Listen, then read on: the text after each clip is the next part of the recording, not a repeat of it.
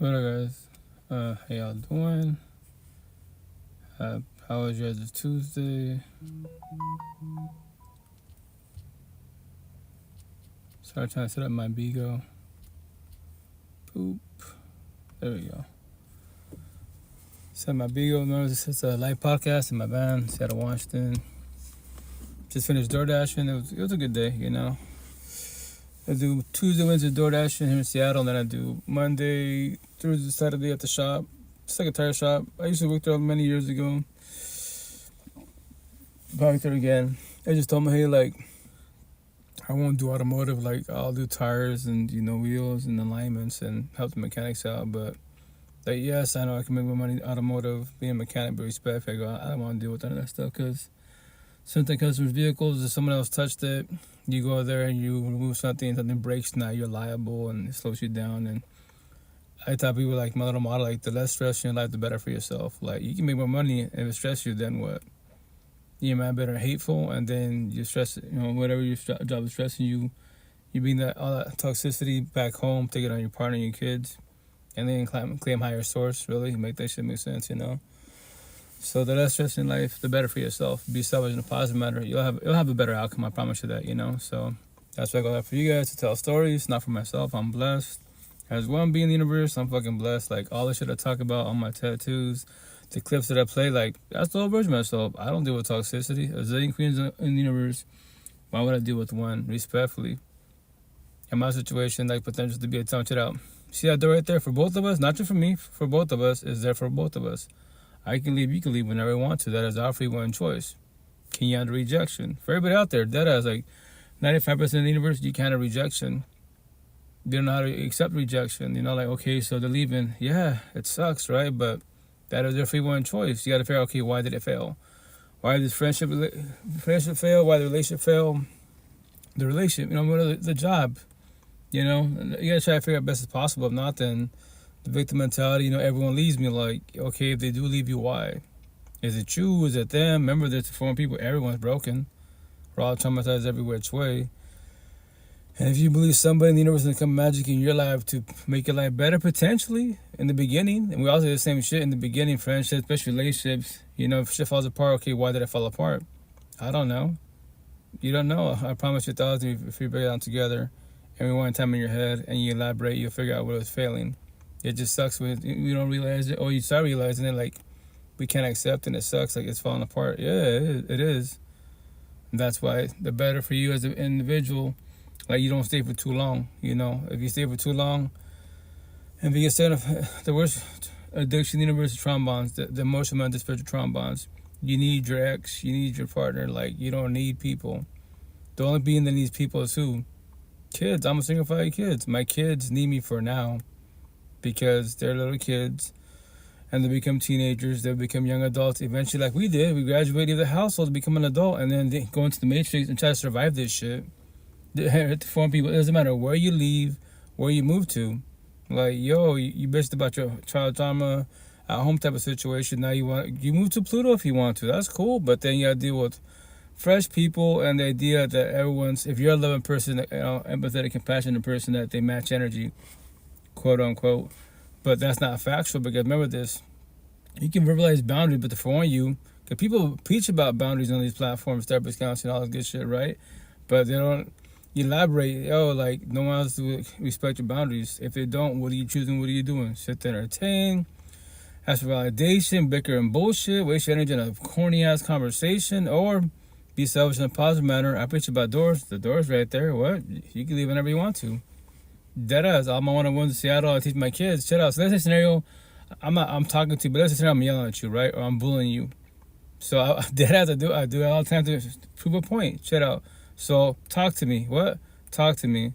After talking to me, I actually go outside, open the door, leave the household, and they're still talking. They're waiting for me. I knock on the door, and they open the door like, yo, papi, mami, why'd you open the door? What? A scenario, if I'm bullying you, right, and I come back into your life, why do you allow me to back in your life? You want to be the victim mentality, victim mindset, and bitch about me? When knocking the door, don't open the door. Don't matter what I say. If I'm behind the door, hey, it's outside, it's cold, it's wet. Yo, I'm not your fucking kid. Especially your adults, I'm not your kid. You see all these neighbors around you? I should go to a neighbor's house. But if you allow me to come back in your life, I will keep bullying you. I'll keep mistreating you as. And once again, you allow me to. That's why you remember rejection is protection. A zillion people in the whole universe. Why the fuck you stressing about 1 or 2 or 20? Dead the fuck ass, man. Life's pathetically easy with a cherry on top. You just don't know that yet. What? It's easy? Pathetically easy. You don't need people. Needing people is codependency. That's why you can handle rejection. You want people if they want you, which match energy, love. Two-sided relationship, friendship, A, communication. Everyone preaches about communication. They forget about the second part. What's B? Comprehension. A two-sided relationship, friendship is a better outcome than one. If it's one-sided, communication, no fucking comprehension. That's why it's been toxic relationship. Y'all bitch about the same shit, word for fucking word, for fucking years to be. Years. I used to do that shit. But here's the kicker. Everyone's just on a journey. Everyone's stuck on what? The generational cycle. All my tattoos, you know. You're blue pill like I used to be. You're entertainers. You're about man-made bullshit. You debate about man-made bullshit, but you cannot debate about your mental health, your feelings at all, especially behind closed doors as a toxic-ass couple. You don't know shit about that conversation, do you? Feelings, right? So you're a bunch of NPCs every which way. That's why I'm a red pillar now. All the red pillars, what we're doing, the healing journey. We're trying to feel our feelings to comprehend, to evolve in life. If you don't have to, nobody has to. Then fucking stay a blue pillar, entertainer, and back about all this man-made bullshit. You can give me $1 billion in platforms, cyber universe, right? All this 100 billion fucking followers, right? But they follow you, but you're still broken. You're still sad. You're still having all my tattoo on my fucking body. This is all of you. The question is why and for how much more longer? You can brag about everything fucking man-made. The way people in Seattle in the streets, on these platforms, especially, it's not about being right, but yo, like, look at my tattoos, anxiety, depression. Do you have that? Why? How can you have this anxiety, depression, but you have status, you're beautiful, exotic, you know how? How are you beautiful, exotic, and you're crying, you're a pretty boy and crying over a toxic relationship? A zillion people in the whole universe, you're stressing about one. You're crying about one. Well, because you gave your all? That's awesome. A for effort. You try to match energy, then you're empathetic. You're a square. All my tattoos, you're a square. I know your love. I can have a conversation with anybody. Oh, you're a square. I can rock with you, vibe with you. Every which way. If you're a square, empathetic person, to make your life easy, to hold you and guide you, you don't have to comprehend this. Don't fucking vibe with circles, especially the zombies. All my tattoos. Because as a being, that's all I see. Square, circle, zombies. I don't see culture. I don't care about color, race. That's irrelevant. Because you can know about your culture, religious, spiritual, awesome, but you're a circle. And what's the circles?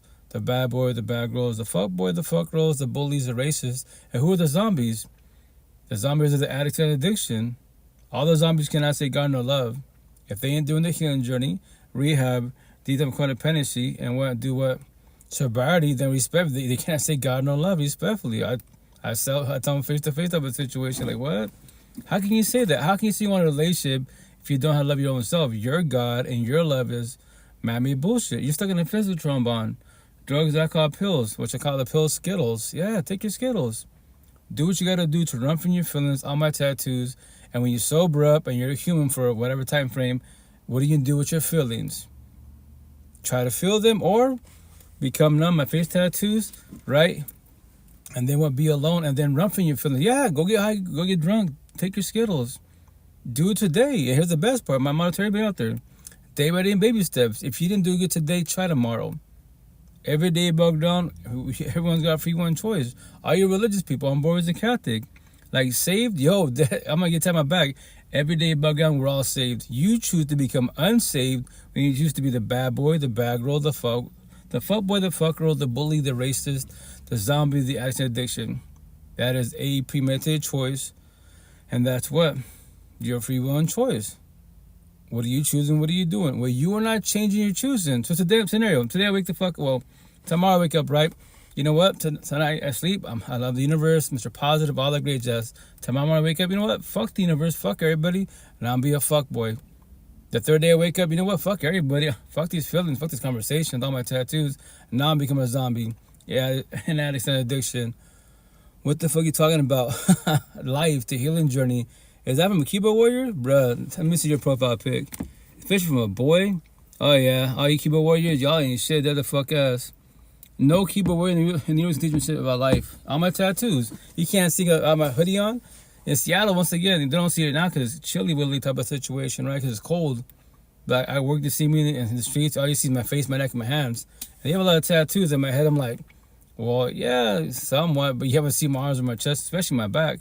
Matter of fact, my back on Facebook, someone actually commented, a cat, maybe my age, similar my age-wise, and he was like, hey, like, your tattoo, like, that's pretty awesome. You're putting these words in your body, and your tattoo's pretty much, for the most part, is pretty common sense. I'm like, yeah, for the people that are in the healing journey, that's where it gets to the point. Yeah, it gets your attention. The blue pillars, the NPCs, the entertainers, they don't want to feel their feelings. They'll say love, therapy, counseling, quote unquote. But yeah, nobody can fix, change, or save anyone in the universe at all. Nobody. You're waiting for this one being to show up in your life, God, the universe. Really? They can talk to you, but guess what? They can leave. Anybody can leave. Then what? Yeah, you bet the square one. Face tattoos, all in black, all in red. If you're too narcissistic, you're scared to be alone. If you're too empathetic, you're still scared to be alone. Because we're taught and raised to be codependent people, that we need people. That's why when people leave you, it hurts the fuck out of you. It destroys the shit out of you. Your day goes to shit because your best friend doesn't talk to you anymore. Your coworkers, especially your partners, even your own kid. That's a free one choice. What? That's everyone's free one choice. Nobody has to talk to nobody at all. To forewarn you, you have to comprehend that shit. If you believe that, if I offer love, right, God, Buddha, the universe, whatever you believe in, right, to this one individual, be a friendship, especially partnership. The worst is partnership. That you think that, they won't ever leave you. They won't cheat on you, go divorce you, ever. Fuck, I pray for you. Because the day they do it to you, then what? Your world fucking ends. The universe does not stop because you're down. Look around you. Once again, trust me, that feeling, comprehended 1,000. I won't ever have that feeling, ever, capital E, ever. I could have 1,000 potential partners and they all ghost me, divorce me. That's their free one choice. I don't become so depressed. I don't need them in my life. I'm not going to depend on nobody. I want them in my life. I already know 1,000. They can leave. That's what I'm going to tell them back. Fear in a positive manner, as if for a warning. Did you know anyone can break up with you? Anyone could cheat on you? Anyone can divorce you? Anyone can ghost you? Anyone can leave you whenever they want to. That is their free will and choice. When they do, and which they shall, how will you react? How will you respond? Or do you live fear scared of that? Who the fuck says that on all these platforms? All these gurus, quote unquote, shit. And if you know anyone that says, like, word for word what I say, please tag me. I would love to speak to them. Because I know definitely in the healing journey, maybe on the Awaken Woke journey, the hardest one face tattoo, 1% woke. I really have met too many 1%ers out there, respectfully. They'll say they're woke, but when we talk about personal, like, toxic relationships, all my tattoos, it gets personal and it triggers them. Yeah, you can say God, the universe. I've heard it all, astrology. I've heard it all. That's awesome. But, like, how are you in a toxic relationship? Why are you still stuck in your ex? You haven't broke the trauma bond yet? But you just told about the spiritual universe. You see, dead people, all that good stuff. But you're still stuck in your ex. If to test people, can we talk about your ex? I respect your boundaries. If you say you let them go, like, you shouldn't get triggered by that. Yes, I'm sorry they did you wrong. They sold you a dream. They took you for everything. Right. So you haven't let them go. Why won't you let them go? That pain, why do you hold on to that pain? Yes, once again, it sucks what they did to you, but here's the kicker. That was their free one choice to do you wrong, and it was your free one choice to stay there. But if no one started this conversation, I was you. You're just a blue pillar, entertainer. You can say God, Buddha, whatever you want to say, but you're scared to leave. And here's the best for everybody out there. Everyone, like I was taught, as born as a Catholic, pray, leave it in God's hands. Like, that's cool and all, but here's the kicker. To make it simple for everybody out there, you can pray to God, the universe, all you want. You're waiting for, like, a miracle, a sign from God, the universe, the matrix, your ancestors. You know what the sign is? Especially when y'all bitch about your partners, like I did, in these toxic love, broken, codependent relationships. You know what the sign is? I preach about it. I've been saying for almost 6 years, hence, I preach about doors, but the answer is the door. You waiting for the sign? The door. The miracle, the door. You go through all these fucking doors every day, bug around, and everyone bitches about one door. And what is it? The person by your side. Both of you brag about everything man-made, but both of you bitch about the same fucking door. The person by your side. That's why I love Buddha. Mind and body. Born as a Catholic, so Catholic Christian talk, for the most part, when I say this, like, we're taught that, like, if the person's not Christian or they're not Catholics, everything outside that, they're the devil. Simple as that. So if you're Jehovah, you're the devil. If you're a Buddhist, you're the devil. If you're astrologist, you're a devil. So we're taught, to believe that, quote unquote. So when you're taught that from your caregivers, church said otherwise, that's what you believe, because that's what they gotta be the devil. You know, so you become narrow-minded. You're not. You get very impatient. Really, if you're patient, why can't you vibe with them? You know, my situation, I'll vibe with anybody as long as you tell me in the healing journey. Yo, you got my attention. Because as a being, I don't give a shit about nothing man-made. I'm about to go to the gym. To make it simple for everybody out there, because it only says this, other than physical beings and the AI, aka technology, the internet, ask anything man-made for the rest of life. Anything man-made. Look around you. Remember this. You cannot speak to a being. You cannot ask the AI. Go to the library. Yes, you have all those fucking books, mental health, depression, the Bible, whatever you believe in. But remember this. Whatever you just read is communication. Hey, do you comprehend what you just read? No. So who can you ask? If you can't ask people, beings, and the AI, who can you ask? Fucking nobody. Crickets, right? That's why I challenge everybody. I love saying I say Seattle all the time. What? Just this is the open mind debate. To make it simple for you, other than physical beings and the AI, who can you speak to? Nobody. Nobody at all. God, the universe? Yes. God, Jesus, Allah, Buddha, Muhammad, the universe, the spiritual, your ancestors, whatever your belief is. Emotion, the spiritual, they're always by your side 24/7, 365. They are all unconditional love. We beings are called what? Conditional love. Kids, for the most part, they are unconditional love because they don't have this conversation. They don't about breakups and bullshit. Love. You know, they just have small little feelings. But when they get to school, middle school, high school, that's when everything changes. That's when they start catching feelings. And if you're a parent, quote unquote, and your kid's going through a toxic relationship, middle school, high school, a breakup and shit, can you elaborate these conversations about feelings? Or you're still in maybe you're still in a journey, not even a healing journey. Nothing about mental health, nothing. We'll go to church, pray in God's hands. You hold the carpet out. Yo, the church is not sound depressed. The Bible is not toxic relationships. You the fuck are. So nobody in your personal family can teach you anything about the healing journey? Fucking nothing? Then what does that mean? That all your family's stuck on what? Like you are. The generational cycle. So you know nothing about the healing journey at all. You get to pray to God and Buddha all you want, respectfully. How's that working out for you? And higher service ain't the issue. You are the issue. And the people that you allow to come in your life is the issue. That's once again Buddha. Mind and body. I do what? Mind, body, and the person by your side. Why? Because relationships can make you, break you, and they will definitely destroy you. If you allow those relationships to destroy you, they fucking shall. And that's where people become bitter. All men, all women. Anyone that says that corny ass fucking line, you're a walking red flag. Inside you're broken nugget laws. You are hateful because your ex is my neck tattoo. They destroyed the fuck out of you. They sold you a dream and you fell for this shit. Right? And it sucks. Right? So now what are you gonna do about it? Build your walls up. And if you want to, date God the universe. Say, God the universe is my husband, my wife. Cool. Be single, celebrate for your life. That's your free one choice. But he's going to say this from the outside looking in. That just lets me know that you're scared of love. Dead the fuck ass. Don't be scared of love. Yes, trust and loyalty. Right. But that's not, if you worry about that bullshit, that's called toxic love. Love is free in the water. If highest source and love is the answer, why be scared of love? Be scared of toxic love. What's that? People on top of this shit. Don't mention it, but don't elaborate. Toxic love will cost you everything, what? Emotionally, mentally, spiritually, financially, physically, even your fucking health. You queens, if I'm your narcissistic ex, say the word narcissist, right? I'm physically abusive. If I can't have you, nobody can have you. Yeah, you'll be a TikTok story in the local fucking news. Maybe the next time you live a little bit longer and you know about this healing journey and the door's right there. I tell all the queens, I do so many more with the queens. Yo, queen, check it out. Remember this, if I'm your toxic partner, right? If I'm your boyfriend, husband, baby, father, scenario, not factual, scenario, right? Remember this, I'm not your fucking kid. So stop being my babysitter, my mother, my father, my probation officer. Let me fuck up. Go through that door, don't ever look back. Don't look back.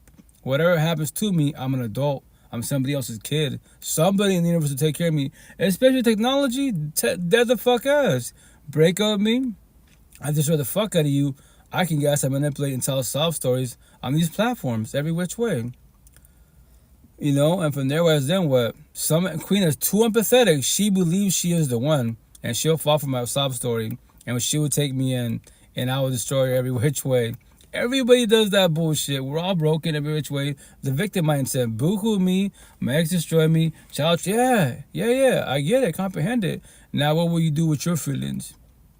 Dead the fuck ass. What will you do with your feelings? Will you start your healing journey?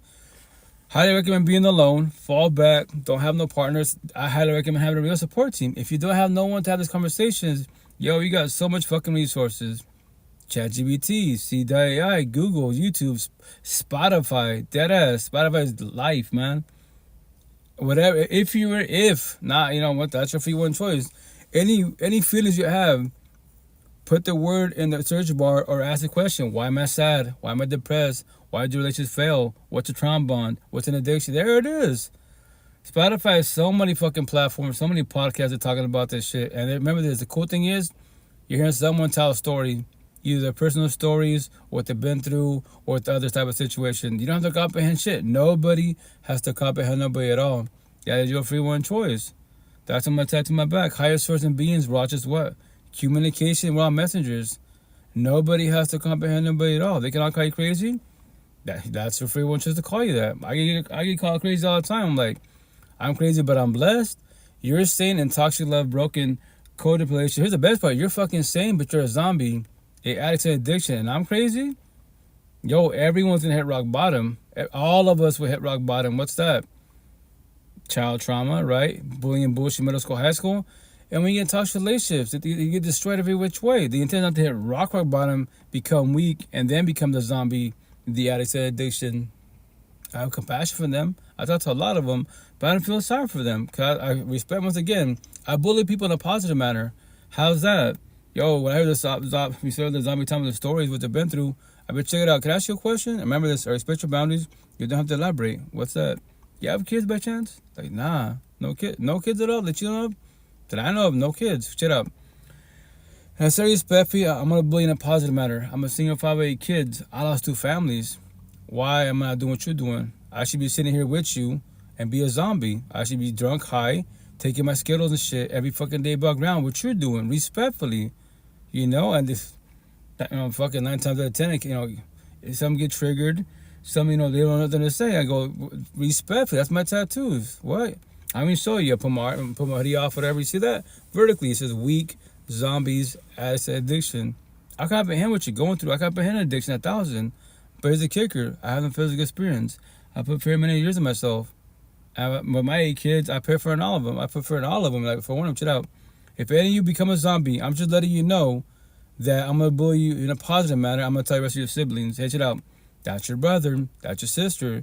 They chose to become a zombie, a addict and addiction. I traumatize you guys, right? And your moms did too also. So now if you want to see your future, if you're doing what they're doing, there's your future every which way. Everyone's future is in front of your face. Everyone's future. And that's not my spiritual gift at all. It's called energy every which way. If you're in a toxic relationship scenario and your parents are in toxic relationships, and on both sides, your side and the partner side, right? There's your future. Become all your toxic family. And y'all go to church for what reason? The queens go there because they want their husbands, their uncles, grandfathers to change their ways. And then the kings go there for what? Just to tell stories, and then what? Nothing? That's it? And they just to feel good for an hour, but they're fucking up every which way? A bunch of hypocrites. They're fuck boys, right? But they go to church. For what fucking reason? To sell dreams?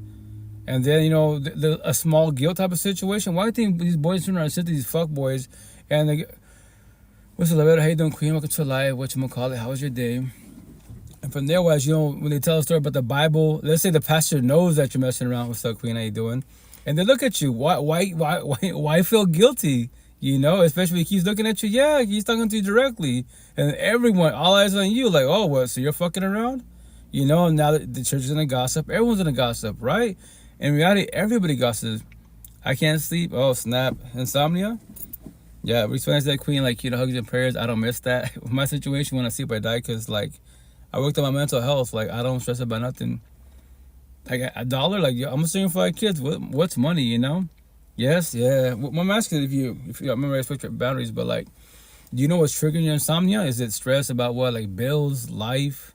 Health. I believe this. I tell people, I was top my support team almost 6 years ago. And I love all 10 of them for this reason. They asked me when you go through your feelings, right? Try to talk to yourself. I'm here for you, but remember this: behind the screen, face to face, I got a life, you got a life. I'm not respond to you. So the intent to talk to yourself. How and why do I feel the way I feel? Who or what is taking my energy? What do you mean who or what? That's only two categories. Is it people? Who? What is it? Bills? Is man-made bullshit? Is it the internet? Is it cell phone? What is it? That's why you only have two options for the most part, you know? Yes, life. But if it's called, remember, I reflect your boundaries to the fullest. Like, what's bothering you about life? Like, mental health wise, or like, potential partners or family and friends. That's, once again, this is a conversation I love having every day because it's personal, right? And that a lot of people get, more on the male side, get triggered. That's why I say I respect your boundaries, right? But you don't have to elaborate. That's your free one choice. But I recommend like expressing yourself. Talk about it. Because if you can't figure it out for yourself, you probably won't figure out for many years to be. You don't want to do years of this healing journey. Years? Fuck that bullshit. Dead the fuck out. So I say the term healing journey, especially to attack the empathetic queens, right? Some kings, right? But my situation as one being, I'm healed. There is no more healing for me to do. All my tattoos for a reason. I let go of my exes, my past pain, my toxic little trauma, and the cherry top, child trauma. I have nothing against my pops and none of my family at all. Because they're all stuck, to this day, they're all together. Respect, I say this, behind closed doors. Not the happiest couples out there, man. Respect more likely than to die like that, and it sucks. So for one people out there, when you start this healing journey, more on the wake and woke journey, you're gonna see everybody fucking suffer, and you can't do shit about it. You can tell stories, elaborate, but then you go your way. You don't deal with toxicity. They go their way. That's the old version of yourself. Behind closed doors, verbal abuse, potential physical abuse, all the fucking words, and that's all fucking night, and you still gotta go to work in the fucking morning. That's why I keep it simple for everybody out there. Like, I ask everybody, especially in Seattle, my one-on-ones, every day bug on how are both your four walls? What do you mean both my four walls? Your mental home, right? And your physical home. What does that mean? Bet, got you. Let me elaborate. Don't overage myself. In this lifetime, I hated myself. I hated fucking mirrors till I was 39. Dead ass. Single 5 kids, I just didn't like myself. I brushed my teeth. I disliked fucking mirrors, I use them when I'm driving, but I don't stare at them. When I'm brushing, whatever, I don't look at myself. Then, don't overage myself, right? So, what does that mean? Now it's a metaphor. You'd be atheist, but you'd hear the terms heaven and hell. Religious talk, you were taught, put fear, like, do good, do bad type of situation, to hell, heaven. Don't worry about that. We're going to say that, like, in a positive manner. Like, every day background, heaven and hell is happening. So, once again, my example. So I hated myself. So that's my dungeon, my sentence in my hell on earth. With my mental health. My partner should sleep like a baby for now. Verbally, mentally, fuck her. So fuck the person mirror, fuck my partner, and I just woke up. Kids, they're just kids. Their job's to stress you because they're unique. They don't know this conversation at fucking all. That's why I do what it is to tell stories, to pay it forward. What? Yo, you're suffering with no kids?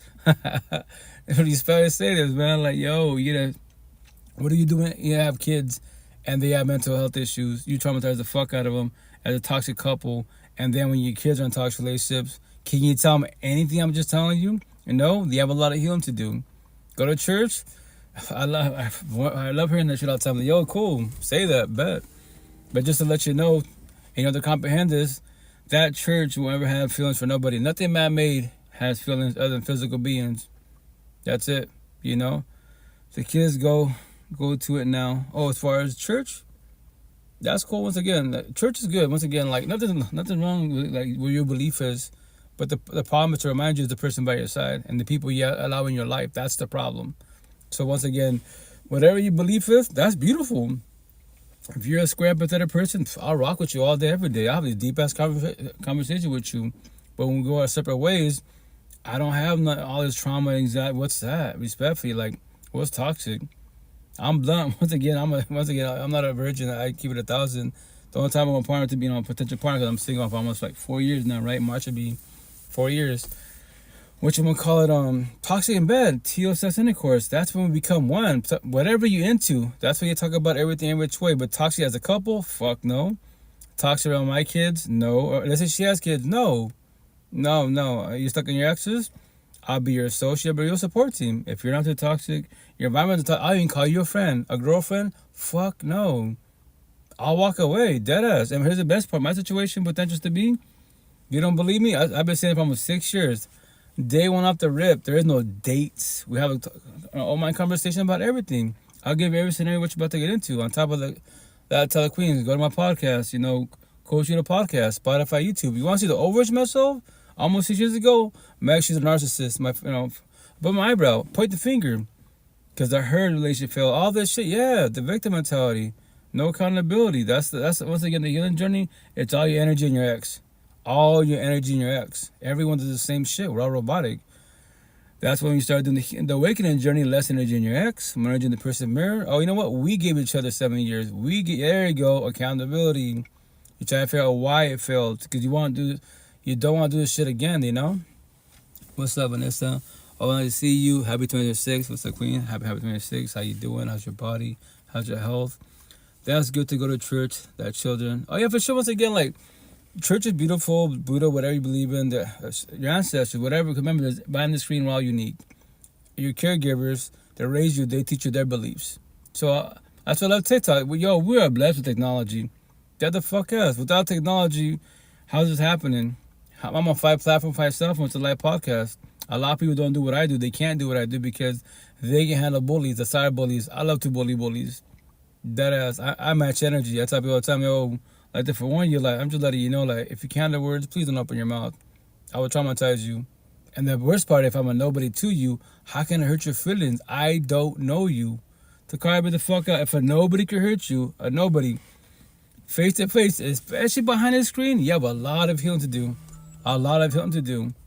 Because that means someone came in your life in the cyber universe and they bullied you. And yes, they hurt you with the word, but to keep it simple for everybody out there, remember this.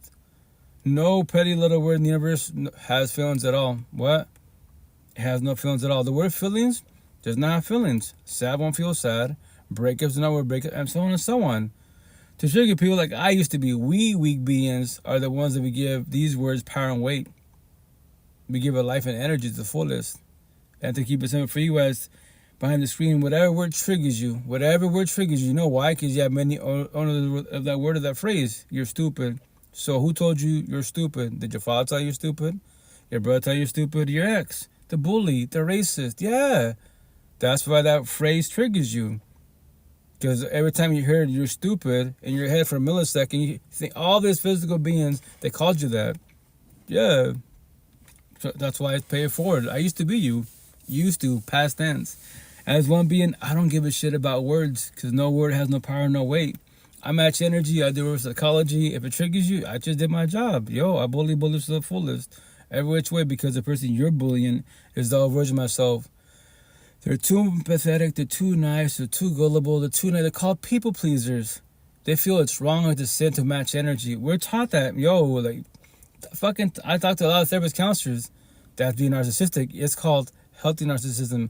Everyone has narcissistic traits. You gotta be diagnosed. The fuck you do? You want to see the best narcissist in the fuck universe? Go to all the ghetto hoods. There's all the narcissists right there. Fucking bloodbath every which way. In the suburbs, all the rich folk.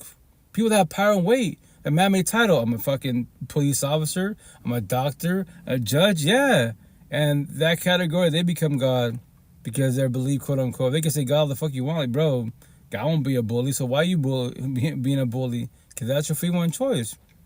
And all these circle of zombies, they were about their what? Reputation. That's why you expose them. That's what them with technology. I tell the queens all the time. Check it out. Tell your story. For legal matters, you know, use like a bogus name, John Doe, whatever. You can show the pictures and everything. Don't say their full name because they can technically sue you for that type of situation. So use a bullshit name, right? And say this. Yeah, this is my relationship. This is my ex. This is what I went through. This is the red flags that I missed. And that's what you're just telling your story. And you pay it forward. Yeah, when your ex figured it out, or they be like, hey, like, yo, I know who you are. What do you mean? Like, well, I don't really know you, but I know of you. How so? Because your ex did a TikTok, Facebook, whatever. And they're talking about you guys. So, yeah, you're a pretty boy, pretty girl. But as the kicker, like, we can talk type of situation, but I'm going to pay attention with you. Watch your energy. Watch the red flags. What do you mean? Because he said, your ex-wife is that they missed his red flag. So now that they verbalized it, maybe you change it. Maybe you're doing a healing journey. So I'm going to stay observant. But if I see the red flags happen, hey, guess what? And here's the best part. Don't even tell the wife. No, yo, if you want to see your ex, they're talking about you. I'll send you the link, you know. And right there. And that's how you expose. This is how nobody can stop the spiritual warfare. Nobody, but not even God at all. The ball's rolling type of situation. But you can prevent it. Everybody can prevent it if you tell your story of what you went through with your exes. And the intent, you're in your healing journey, so you don't do the same shit again. You don't date your exes in your fucking body. Everyone talks relations. What do? We collect the red flags. We do not observe the green flags. And we don't know what the fuck these conversations are.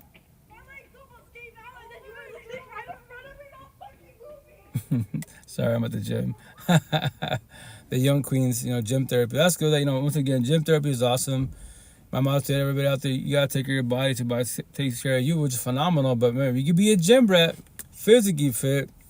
Are you mentally fit? Are you balanced on both sides? Yin and yang. Yin, yang. What? Or are you codependent at the gym? When you're sad, go to the gym. When you're depressed, go to the gym.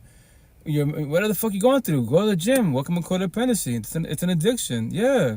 It makes you feel good. The dopamine high, but it's happiness. It makes you happy.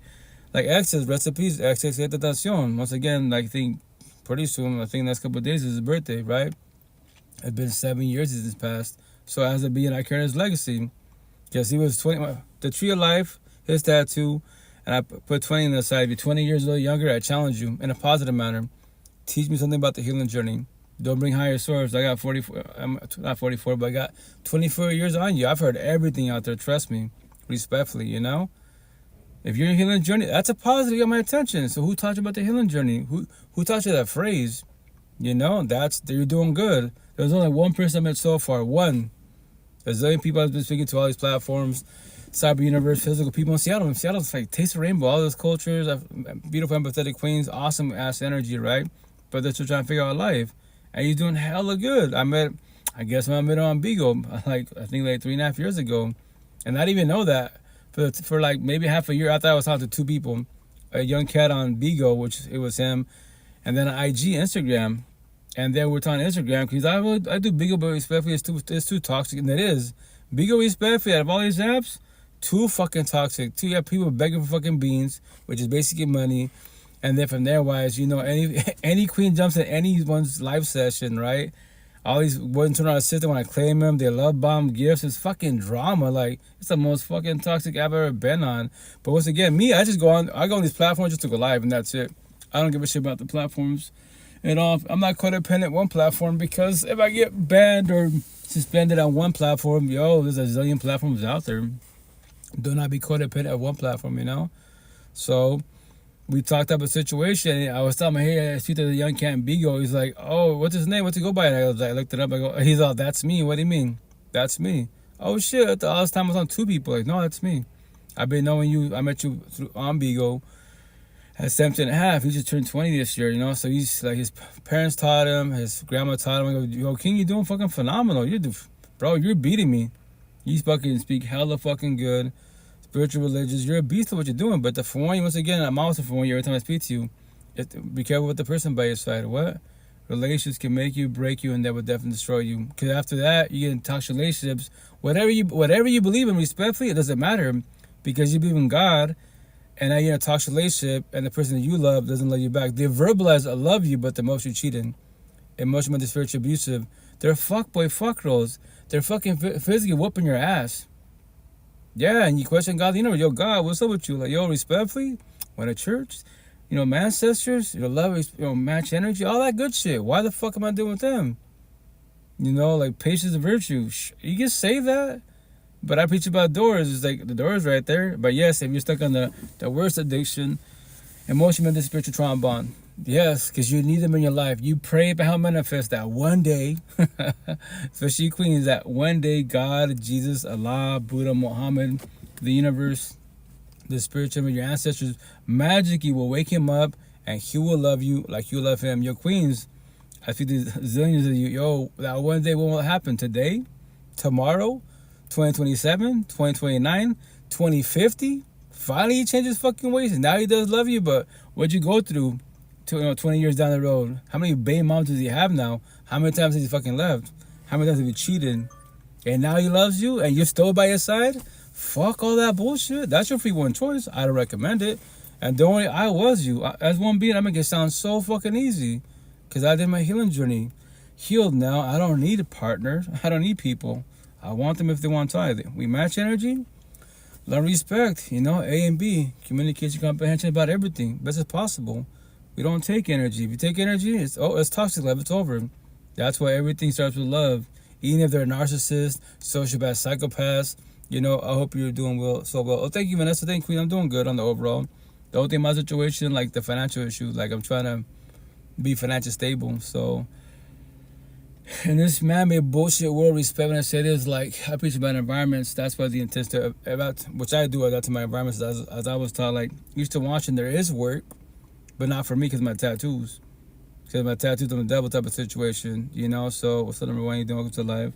Hola, hola. How you doing, number one? How you doing? Welcome to live. Which I'm, Hola. Hi, you. I'm sorry. Hi. Where are you from? Seattle, Washington, United States, and yourself. So hard to do this time of the year. As far as what I'm asking, like life in general, wise, your health, I'm asking. I'm Italian. Italy, that's awesome. How's it like out there? Yeah, but you are like a Mexican. You from Mexico? Well, I'm not from Mexico. My parents are from Mexico. Maybe this year in September, I might finally go visit family and friends. And, well, family, don't have friends out there, but yeah. Yeah, I'm from America, so first generation. So, yeah. And good guess. Good guess. That's awesome. A lot of people that think I'm Puerto Rican, Dominican, like, I'm Hispanic, not Latino, respectfully. Nowadays, in this madman world, they put everyone together. Like if I say Spanish, I just say Spanish people, they be like, I'm not Spaniard. If you tell a Mexican, Hispanic, you're Spaniard, you're Spanish, they'd be like, I'm not Spaniard. If you tell Latino, you're Spanish, no, I'm not Spaniard. Yeah, I don't care. I just put them on the same bunch, We all speak Spanish.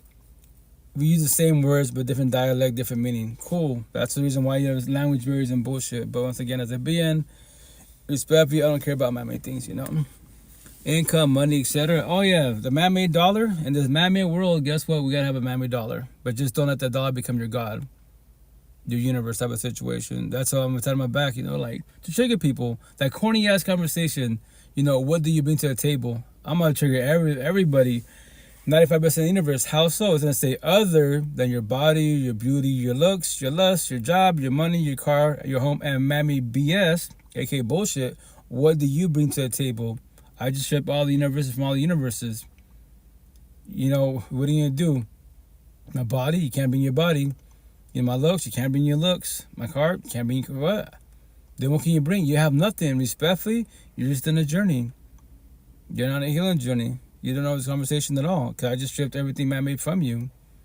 Your parents made you awesome. But here's the kicker. Can your parents talk to me about this conversation? I've done it very much. Your mom's maybe a little bit.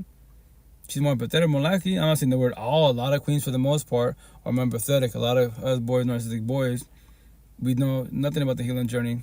Our love language is being the provider, mame bullshit, and that's it. In the beginning, you queens love it. He loved me, Gucci and Prada, roses and all that stuff. Yeah, but here's the kicker: the roses are being mean to you. The Gucci's not being mean to you. I'm being mean to you. And I love Jesus. I go to church. A bunch of fucking hypocrites. Like, fuck all that bullshit. And that's why later down the road, you queens complain. Oh, guess what? He'll be like, hey, I bought your roses. Like, he knows the routine. You thank you, babe. Thanks for the gesture. But I just want you to talk to me. Oh, now you want to talk. Respectfully. Like, bruh. All these conversations, it's a broken record. And it's going to happen to us, to everybody, to our last dying breath if you don't ever do the healing journey. Y'all going to bitch about people by your side, and it's going to suck. The question is for how much longer you'll be doing this for. And to call everybody out, in this lifetime, how many bodies are you going through to figure out what love is? How many tears are you shedding to figure out what love is? Or you get so destroyed that, to get respectfully, God, the universe becomes your husband and your wife. Your walls are up 1 billion miles high. And then you pray, God, the universe, that they send you this being, this magical being that will love you like you love them type of situation. But the downfall when you build walls, how can you let anyone come and to be in your life type of situation, become vulnerable type of situation? What's a wall? A wall ain't shit. You can't see shit behind a wall. I passed from TikTok almost 6 years ago. Build fences. Fences, you see through them to, observe the energy type of situation. Because if you build walls, respect says, so you stop wasting your prayers and energy. Stop praying God higher source for his magical being. You won't give nobody a chance at all. Because you believe that everyone will destroy you. Potentially. That's like my reverse support team time almost 6 years ago. See my neck tattoo? Your ex-exes. What was the red flag that you missed? What was the boundaries that they passed that you passed? What did you accept from them? What do you mean you accepted? I call it the butt lines. Some people like these platforms, the therapists can be like, you accept your partner, you accept people for who they are, or you do the word with just the same shit but proper. You compromise. I'm like, if you want to, I don't recommend it because you do with the butt lines. What's the butt lines? I love everything but Maria, but she's jealous, but she's controlling, but she's snobby. But I don't want to tell her that because that's being mean and hurt her feelings. So I won't ever tell her that, but I'll tell everybody else that. Yo, King, shout out Rito. You and Girl Maria, they're a beautiful couple. Every time I see each other, lovey dovey and shit. Thank you, Queen. Thank you, King. Thank you, sir. Thank you, Miss, for the compliment. But remember this, I'll tell everybody else but my partner. But the only thing about Maria, she's just jealous. She's controlling. Until one day magically someone calls me out. It could be 2 years after the fact. And someone calls me out. Check out, like, I gave you a compliment. And now you're like, telling me about this about your girlfriend, right? Right? So I'm just curious to know, man. They could be like, me and mom are proper. I respect your boundaries. But, like, have you told your girlfriend Maria that the jealousy issue bugs you? Like, no, why? And then they can call me out. So when did you know that the jealousy issue bugged you? Like day 5? How long you been with her? 2 years. So 5 days in, you knew that. But you don't be me hurt her feelings, and now it's 2 years after the fact? Oh shit. Yeah, it's gonna hurt her really bad. Let's say I tell people the scenario. Let's say on her side, I'm the best man she ever had in her life. I treat her good, these conversations, everything. But the only thing about my side, remember, she's satisfied to the fullest. I'm not. That's when they will egg me. And that's what people, what you gonna call it, emotionally cheat. I got the housewife. I'm not satisfied. We can't talk about it. Walk on eggshells. It goes to fucking work. Especially working at, like, not the word like public, but like, a busy work environment. There's employees. Yeah. Hey, what's up, Easy Roach? How you doing, King? Hey, Ben? How's it going? How was your day? How's the week coming along? What you gonna call it? And from there, I'm in a toxic relationship, not happy with my partner. It's just, let's see my coworker, she's in a toxic relationship, or she's single type of situation. It happens all the fucking time. That's why TikTok. I love TikTok. I got the housewife. I got the work wife. Technology. Go deeper about it. I got social media wives everywhere. I go to like podcasts or do a TikTok, IG, and some queen that's too empathetic be my comments, especially my DMs, and she'll offer more love than my girlfriend can do. What? Welcome to emotionally cheating. That was not that you attempt to get to that point, but it can. It's easy. It's so easy to emotionally cheat because somebody else will make you feel good, but feelings are not factual. On top of that, it's temporary happiness. Happiness is just a fucking dopamine high. And then you want to, like, take a leap of faith and go see if what's that saying? Go see if the grass is green on the other side. If you want to go body up in the whole face, I don't recommend it. That's your free one choice, but that just lets me know you're broken every which way. You cannot fix yourself with the body by your side. It's highly impossible. Try to. Go through all the bodies. And as soon as that person become toxic or they ask you a lot of questions, listen to the healing journey. Yo, like, you can say that you're okay, but I worked on myself. I'm working on myself, the healing journey. Your energy's not the greatest, man. I can tell you're sad depressed. You want to talk about it? No, then what are we doing here? What? What do you mean, like, yes, you don't have to talk to me without your free one choice, but how can you say you love me? I'm your partner, quote unquote. You don't love me. You don't even love us. You didn't love yourself. So you can talk to your friends and your coworkers, but not me. Then what am I doing here? Remember that, guys. People in the healing journey, we can walk away. Can you handle rejection? What? Anyone can break up with you. I love you, Queen, but guess what? You're to trigger you, to traumatize you more than you traumatize. You're too broken. Respect what? I don't recommend this, but if I was you, date broken people like you. You build your walls up. You don't talk about nothing. You need your space. They're doing the same shit you're doing. I don't recommend it because it'll be really toxic as fuck. Either one or both of you gonna fucking cheat. Guarantee you're gonna cheat. Because if he's not doing it, she's not doing it, you're gonna have the work wife and the work husband doing it. And the club wife, the bar, every fucking option in the motherfucking universe. But then you claim higher source and love. I call you the fuck out. Don't not say God, love the universe that you're fucking around respectfully. You got a lot of healing to do every which way, What's up, number one? What's going on? How you doing? That's respectfully. That's once again, like, I'm sorry? Huh? I said, how about you? Are you fine? I'm doing good, thank you. How's your night? How's your week? How's life? How's everything? Nice to meet, Hmm? Go. nice to meet you here. Well, likewise, likewise. Where are you from? Don't chase people. Seattle, Washington. Chasing thins your spine. You trade Where are you your states and calm yourself? to borrowed time. Where are you from? I'm asking. Where are you from? Seattle, Oh, Washington. I'm from Gambia. Sorry. Gambia. I'm from Gambia. Oh, nice. How's it like out there? You know Gambia, West Africa? Nah, honestly, I don't. How's it like? How's the people? How's the environment? Oh, okay. Gambia, we're in East Africa. Nice, Everyone nice. Senegal. I don't know. I'm sorry. You don't know Senegal? Sorry, I don't.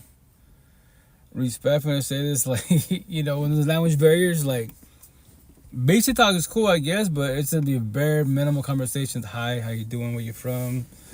Ask family and just smile there, or just laugh, like, and the conversation kind of just ends because it's a language barrier. That's the situation with language barrier. Like, my situation, I'm very open-minded to the fullest, but I'm very, very patient. But I already know the conversation. It's a broken record. Like, it ain't gonna go nowhere. Like, my scenario, like when I was in Seattle, the South Side, there's all cultures, all types of beautiful queens, right? And my customers then, I work with cars on the side. Every time, hey, my cousin likes you, Monty likes you. I'm like, that's cool. But, thanks for the comments. You can tell her I say that, thank you. But just curious to know, like, do you speak like any basic English? Spanish a little bit. Like, nah, it's just very little, very, very little English. And then, they'll be like Eritrean, Somalian, Japanese, Korean. I'm like, oh, so there's a language barrier. So we can do the whole. And this is way back in the day. This is back in, like, in 2010, 11 type of situation. Even prior to that, I'm like, well, we can use the internet, Google, and try to use translator. And, if there's a will, there's a way, as long as we're both patient enough to do this. And I become frustrated because obviously, like, I want to tell you, express my feelings, but I don't speak Japanese. And she wants to speak, her feelings, but she don't speak English, nor, nor Spanish. I should use Japanese for the most part. But yes, energy, yes, physical touch. Become one. TOSSNA course is cool. We go for walks and yeah, lovey-dovey shit. Yes, but the downfall is the language barrier. If you're both patient enough, you can potentially make it work. Potentially, but then from there, wise on both sides, can you will you let your family intervene, especially if the family's toxic and shit? Like, you're dating out your race, different culture, different beliefs. Now what? And then your family will gas and manipulate. And they'd be like, well, we were your family, I'm your parents, we came before her, before him, on both sides. What are you choosing? Yeah, that's the shit for everybody out there. Like, what are you choosing? If you find potentially meet a good partner, a loving partner that matches energy, and your family gas and manipulates and tell you, hey, like, because remember, there's anyone that's toxic relationships, anybody, they're miserable as fuck, respectfully. They don't want to see you happy. So if they're not happy, you can't be happy. And that's what they do. They gas and manipulate. And they'll be happy when y'all break up, and they'll buy you man-made bullshit. They'll give you money, travel, whatever the fuck it is, but you're sad and depressed. And don't worry, it's alright. That's what they make fucking movies in anime. I love anime, man. This conversation is a fucking broken record. All these bullshit feelings are fucking broken records. Every kid's gonna suffer. Every kid's gonna suffer child trauma, toxic family, go to school, bullying bullshit. I teach my kids no bully is a good person. I don't give a fuck who the fuck you are. Like, one of my boys bullies the other one because his weight. I'm like, Papi, we cannot lose weight type of situation. And y'all young. On top of that, I told you, don't stop bullying. How can you say you're a good person? But yes, your siblings are bullshit, but no, bullying is wrong every which way. If you continue doing it when you get older, I'm gonna tell you the same shit. I'm your pops. Here's the best part. As a parent, keep it 1,000 every which way. Let's say, because everyone's gonna have for sure square circle zombies in their families. So I'm gonna say I have 8 kids. Let's say 4 of them are squares, right? Empathetic people, 11 people. Let's say fucking, the other 3 are, circles, the bad boy, bad girl, fuck boy, fuck girls. And one of them is a zombie. That's an addiction. That's my kids. I know the answer. I see the future every which way. Hey, Dad, this is my girlfriend. I'll be cool. Hey, what's up, miss? How you doing? Nice to meet you. But just to let you know, my son, my tattoos, he's a circle. He's a fuck boy. What? He's a fuck boy. He's gonna do you wrong. Trust. He emotionally cheats. And what? And once again, after I do that, obviously he won't ever into my scenario. My son won't ever have being any of his girlfriends around me. Cause why? Cause he knows I'll keep it 1,000. I tell my son, well, this is my point being, yo, papi, don't bring nobody around me. You sell dreams, my tattoos, you keep it 100. You're an entertainer, I keep it 1,000. Educator. So your toxic love and your mom and son and your partner by your side, she's love. Or the ones you have, but you're hiding, they probably are love. You're the problem. So keep doing what you're doing. So if you don't like this, you don't have to talk to me. I got 7 more to talk to. If all you cut me off, I don't become sad and depressed. I don't question my self-worth. A zillion people in the whole universe, why would I say about my 8 kids? Respectfully. I have to tell my kids, 8 minds together, respect, I say this, because you don't have this conversation at all. None of you can teach me about life. Go to church. Wow, that's what you got from me? Read the Bible? Cool. So remember that you told me go to church, read the Bible. So every time you talk situations, talk to environments, your mental health, read the Bible. Go to church. But you left the church, how you stand depressed. You read the Bible, how you stand depressed. Make that make sense respectfully, you know? That's why, once again, my kiddos and all young cats, I bully them in a positive manner. I give them all the scenarios and for warning, hey, you don't have to comprehend, but when you go through it, and remember this, it's not even about being right. It's not about being right and for warning so you don't fall on your face like I did, and many of us did. The positive is, be at real support teams. We hold you and guide you. Yo, king, queen, I was you. I know it hurts and it sucks, but let's figure out together how you missed the red flags. How did you allow it to happen? What? I know it's tricky to hear that I allowed it. Not knowing, not knowing, yes, you did. Because you don't know those conversations. You don't know what energy is. You don't know people for who they really are. Anybody can sell fucking dreams. That's why, like, boys and girls too narcissistic. They can act nice, be narcissistic. They can't be nice, be empathetic. Everybody mirrors everybody. But people that are circling zombies, they mirror everybody because they don't know what love is. They don't know how to love themselves. So they act nice. They can't be nice. Comma for now. The day they start the healing journey, potentially they can change their ways, go from, being too narcissistic, which I say religious talk, the devil, Lucifer, Satan's disciples, to becoming God's disciples. And now they change their life. Now they're doing the healing journey, and they're trying to evolve in life. That's a positive, but nobody has to. Nobody has to do that at all. Once again, that's everyone's free one choice. But you, as one being, what are you choosing? What are you doing? Every which way. Every which way, And once again, nothing's wrong being alone at all. Initially, it is scary because we're raised to be codependent. That's when you're finally alone. It's going to fuck you up pretty bad. You try this healing journey, maybe a month tops, and you get scared, and you go back to your ex-wives, or you jump into another relationship right away, or you do body up in the whole face. So now, guess what? That's the toxic. Yes, I don't like him, but guess what? I used to come home at night. I go to their place, they go to my place. Yeah, because you're stuck on what? Codependency. It's hard and issue to these type of codependency because you don't need nobody. You just don't know that yet. Nobody needs nobody at all. Kids are the only ones that need their parents, comma, for now. After your kids graduate, you can give them the best life. Teach them about everything, and your kid can leave. Your kid can leave. You know what, Mom, Dad, I don't want to talk to you. I hate you. That's our free one choice. As a parent, key on the rejection. Your own kids rejecting you, and they're walking away from you. And that's it for one people. That's a shitty part. Now that I know what I know, that's a shitty part about being a parent. Excuse me, because when you're just in a journey, you don't know this conversation. You don't see future for warnings, nothing. Let's have a kid. Cool, go have a kid. After for one, you got bullied, toxic household. The day that you the couple don't become toxic, your kid does not see you as verbally abusive to each other. It's just breaking. You're actually whooping each other's asses. You're cheating. There, all that bloodbath bullshit. Because if your kid sees that, more likely they will do what you do and become your type of situation. Yeah, and it sucks every which way, man. Then what? And then magically go to middle school, high school, and they get bullied. But why the bullies bully? Because they'll get more likely getting bullied in that whole type of situation, or they have no mother, no father. All this bloodbath bullshit. That's not for warning you guys. Yeah, I said these kids are a blessing, also a lesson, every which way. So if you're down with kids, to forewarn you, if you're suffering, your kid's gonna suffer more. So you should start your healing journey as soon as possible. So when it gets to that point and you do have a kid, you can have these conversations with them. Like, Chad, I know it sucks and it hurts, right? But here's the kicker, I'm here for you. TT Warmer. What's up? How you doing? Miss you too, I guess. I don't know who you are respectfully, but likewise, likewise. And I say respectfully, it's just like, gotta figure life out best as possible. Because if not, you're gonna go through a lot of shit in life. Then, what's the number one? How you doing? I think last time we spoke, I think I was feeling really silly. Oh, really? Damn, that sucks. You don't remember me. Just dub tap the screen with my tip. That's cool. Shot. How you doing, number one? Welcome to life. How's your night going? Oh, how you doing? Good, thank you. Everything good? Oh, I'm blessed every day, but good. How about your side? How you doing? You know, just fucking warming titties. You're what? Just warming titties. Oh, that's cool. That's cool. How's your week coming along so far? How's your body? Really? How's your health? Your week? Am I weak? No, fuck no. No. How's your week coming along? Like the Oh, day? my week. Yeah, not week. Like. It's good. It's good. How's yours? Oh, it's going smooth so far. Thank you. That's good. Yeah. So what's up? Are you in your car?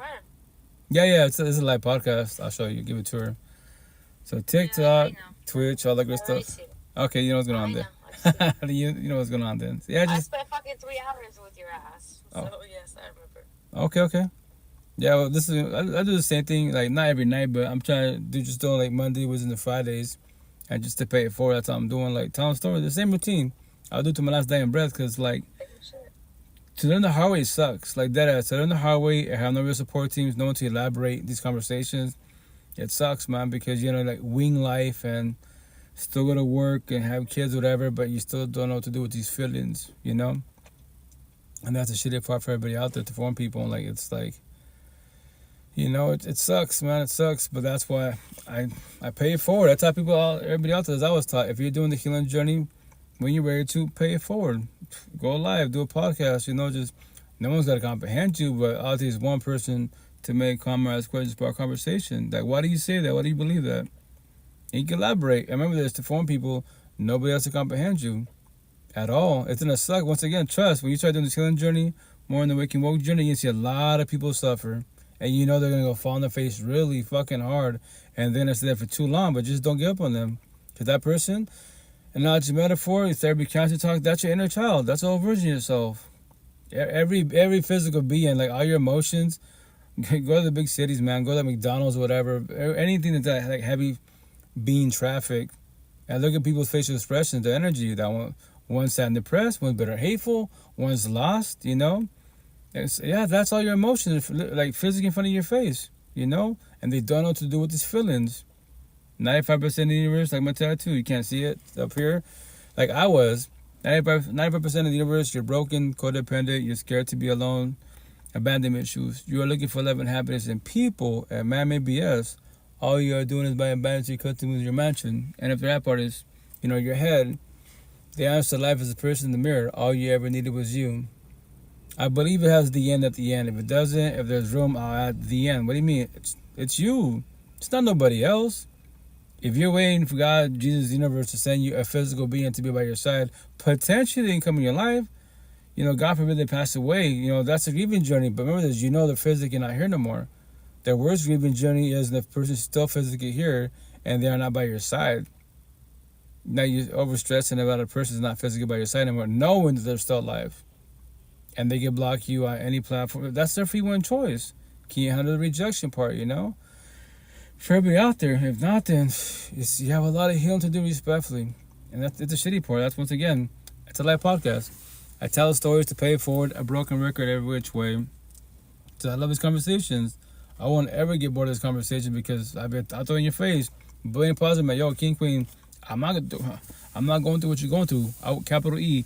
I won't ever, not the word never. I'll never. When you use the word never, I'll never cheat. I'll never drink. I'll never get high. Whatever you say never to. I have a tattoo that says don't defy logic. Religious talk. The devil, aka Lucifer, called out God. Etc. Why they went their separate ways. And if you will, religious talk. Lucifer, he created logic. He defied logic, God, quote unquote. And here we are today fucking up. So Try to use every word but never. I won't ever, avoid, stop, whatever word you use, whatever phrase. But the day you say never, and I say my one-on-ones and my people that know locally wise and people in Seattle and my coworkers, oh, like you said you're not gonna drink, you're drinking again.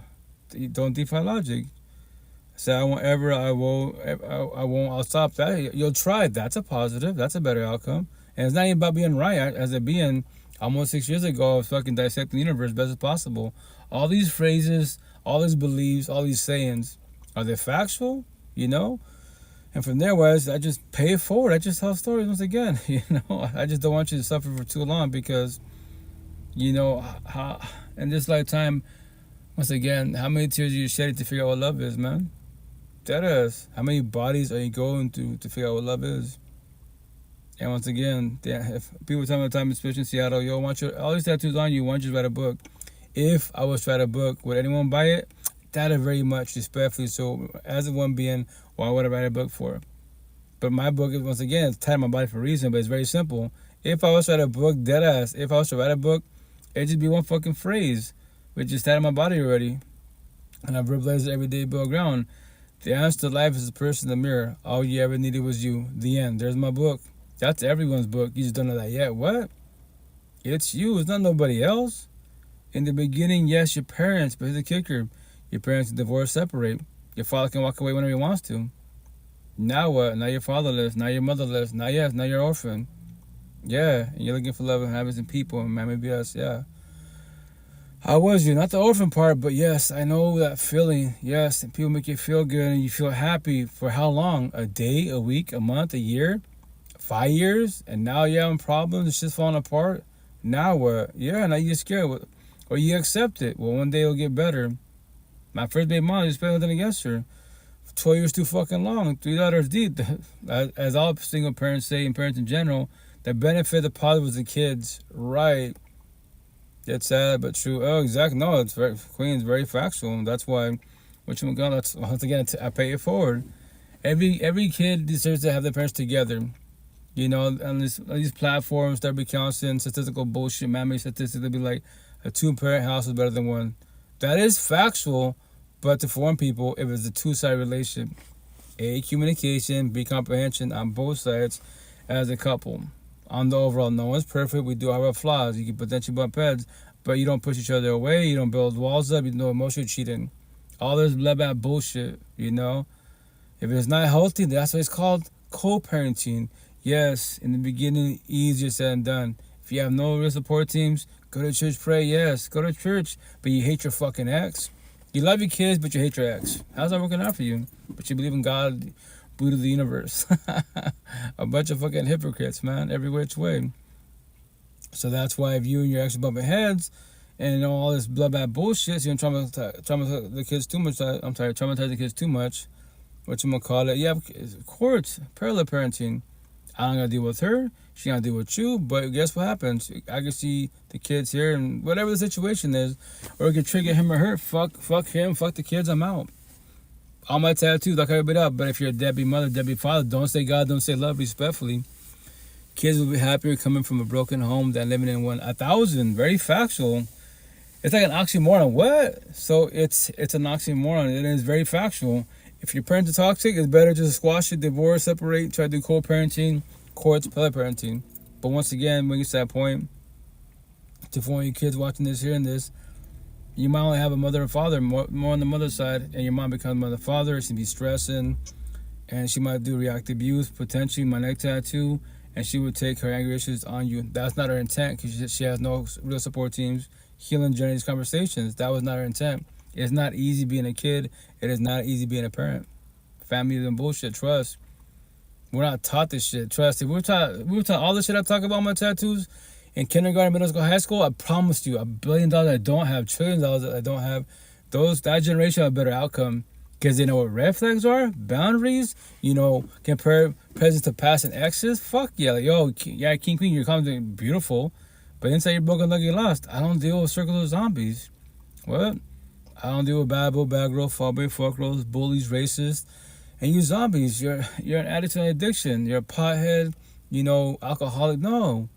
Respect how you beautiful, exotic, but you're alcoholic. What are you running from? Especially in middle school, high school. Like, it sucks, man. All these young cats, fucking zombies, and they'll probably be zombies for years to be. Maybe 5, 10. The sooner the better. They'll do the healing journey, do rehab type of situation, sobriety, which is a positive. But here's the kicker.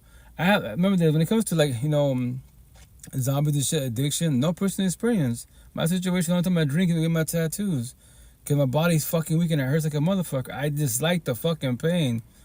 I say ink therapy, but once again, ain't therapy at all. It hurts like a motherfucker. But I do it for you guys, not for me, for my kids, for everybody.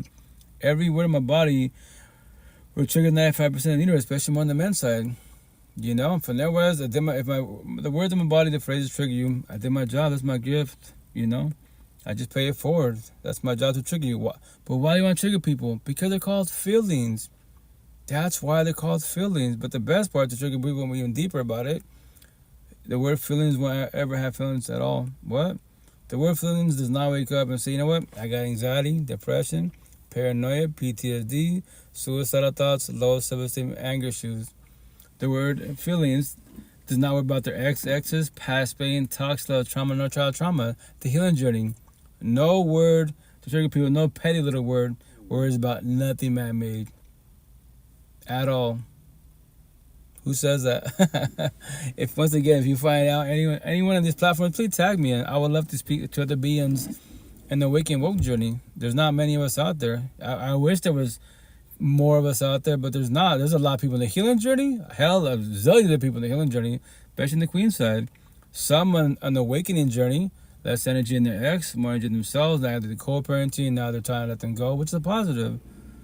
Awakening journey is hard. The woke journey is the hardest because now you learn to love yourself. And then you're I don't need.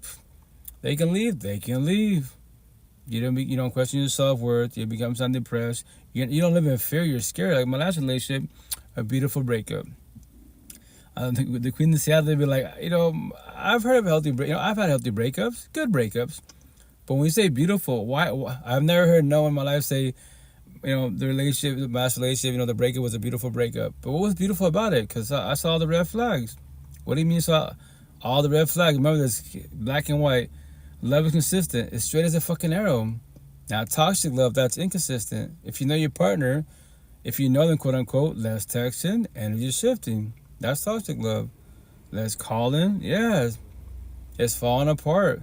So what's happening to them? If you're still matching the energy, still the same person you was day one off the rip type of situation, and they're not, it's going to toxic love. The red flags are happening. So what are you choosing? What are you doing? Investigate, sit there. If I talk to them about this conversation, it might trigger them. We're fucking adults, man. If you're scared to hurt people's feelings, then respect you're not ready for love. Respectfully. You don't do relationships. Just do everything but relationships. Do poly-open, benefit situations. We're friends, quote unquote. But even if you do those type of relationships, right?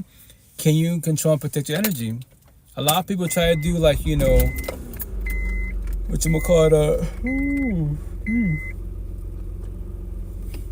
they try to do benefits. I have a lot of one-on-one to talk to right now. You can do that if you want to, but just for one, can you control and protect your energy? Can you protect it, control it? Because if you start catching feelings, love, quote unquote, and remember, you're not even a couple. You're not his girlfriend, and he's not your boyfriend. If you start to other girls, will that bother you? If they went off the rip, you have this conversation and establish that best as possible. I'm not your boyfriend. You're not my girlfriend. Take care of yourself. And you see time like what I used to do my benefits in 2011. No healing journey, just in a journey. But I told no bragging rights, over myself 100 plus in Seattle. Yo, shout out Queen. I love my baby mom. She's garbage. This is love for her. I don't want to get rid of it. So on your side, best as possible, trying to catch feelings. Your yawn made me yawn. I know it's contagious. It's been a long day. I've been up since 7 in the morning. It's very 1 in the morning Pacific time. So, whatchamacallit, I would tell them, don't do that because remember, there's I love her still. But in reality, it's toxic, but once again, different terminology, different timelines. So that's why I tell my one-on-ones, if you can do that, go for it. But once again, you start catching feelings, they start catching feelings. If you get jealous of other people, how can you get jealous of other people if you're not a couple, an official couple? Make that make sense. Then if you're jealous of other people as friends, benefits type of situation, imagine as a couple, it'd be toxic as fuck. You worry about a cell phone every which way, pin locations. If y'all doing all like toxic ass, send me your pin. What the fuck? Now you got a probation officer. That's your mother. That's your father. You know, that's your babysitter. You guys, there is no trust and loyalty at all. But once again, if someone breaks trust and loyalty, shit's pretty much over. It sucks to say, but it's pretty much over. Or if you want to accept it, do this couple therapy. I don't recommend. You can do couple therapy, but once a cheater, I'm gonna tell that shit. I'm definitely that tat on my back. Once a cheater, I was a cheater. Once a player, I was a player. With you, that is factual. With you, that's why I preach about doors. The door's right there. God didn't cheat on you. The universe didn't. He cheat on you. She cheat on you. But God changed the ways. Bet say that I was born raised Catholic. I'm taught that. But here's the kicker: if that's factual, and once again, if he cheats on you one time, right? And, you know, she cheated one time. The second time to hurt way worse than the first time. And the third time worse than the first prior times. Then it sucked really bad. And this is a scenario, they don't ever cheat. Scenario, they don't ever cheat. So on your side, can you live with that? Will you worry about, well, let's say they're going to church, but last time they said going to church, they were with her, they were with him. Yeah. So do you know? So you know now you do pin locations, send me a picture, all that toxicity. Why stress yourself? I know it sucks and it's a hurt. It's over. It sucks, man. I know. Or you accept it. Then stress. Yo, remember this guy? Stress is a killer. It's very fucking factual. I stopped stressing for the most part. Well, like 39 and a half. When my real support team, they held my hand, guided me, allowed 10 and 4 this conversation. I'm blessed now. Why would I was just about my ex or any of the female potentials? Like, once again, almost 4 years single. There was 2 potentials. One respectfully, you know, she was a zombie. You know, she's doing better for herself now. But you know, the situation is when you're at the type of situation when your God becomes, you know, drugs, alcohol, pills, what you gonna call it? That's your God and that's your love. You cannot say love respectfully when I say that, especially relationship. You're not ready for it because look what you're doing to your body. You say you want to love a potential partner, but you don't love your body yourself. Respectfully, you know. And for once again, when I got a homegirl, she's doing a rehab again. And I know we're on her second time because I guess she fell down hard again and she's drinking too much again. I'm just like, totally, I'm here for you, hugs and prayers. I pray that you evolve more in life. And I go, I'm always here for you. I go, check it out. I know obviously you go through things in life, you don't have to talk to me, that's your free one choice. But this is what I do. That's how I'm attached this for a reason. But if you don't, how you say you want love and get married and stuff, have kids type of situation, you know, respectfully. And she just stays quiet. Remember this, no one's talk to nobody at all. Nobody can fix, change, or save anyone in the universe at all. At all. Zero. You can save people physically, but if it's on trombones, emotional, mental, spiritual trombones, they'll go back to the exes, or they'll let the exes come back into life. That's pretty much guaranteed. You know, if you have money, you can save them financially. I got 8 kids. Right? But emotional, spiritually, nobody can do for nobody at all. All we can do for each other is what? Heal, guide, support, uplift, warn. Share my love to each other. We can't do that for everybody. But then when you go your separate ways, what happens to you? What happens to them? That's how my one was in the Queen of Tato in Seattle. At the gym, you know, on the streets. Like, we're talking to each other. We go separate ways. I am blessed. You just told me you're going to a toxic relationship, you know, your walls are up type of situation, so you sit with overthinking and traumas and bullshit. I'm going to tell you too. That's what they tell me. Yeah, you have a lot of words that trigger on your body. I know. And you're talking to me face to face, and it's triggering you, right? You don't have to realize the word, but now I did my job. That's my gift. That word in my body, that phrase in my body triggers you.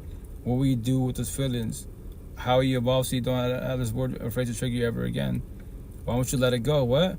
That's everyone's flaw. If you don't let it go, that's why these words trigger you, your exes, traumas, and bullshit, because you're scared to let go of that pain. That's your comfort blanket type of situation. And you want to point the finger because my ex, because my parents. Point the finger the fuck all you want. The victim mindset, the victim mentality. Sure, do that. So when you do accountability and then work on yourself so you don't let this happen again, you know, as a forewarning. But guys, I'm going to play some clips. Ooh, I'm tired as hell. And once again, from now on, the idea is just do Monday, Wednesdays, and Fridays. Because I'm going to start.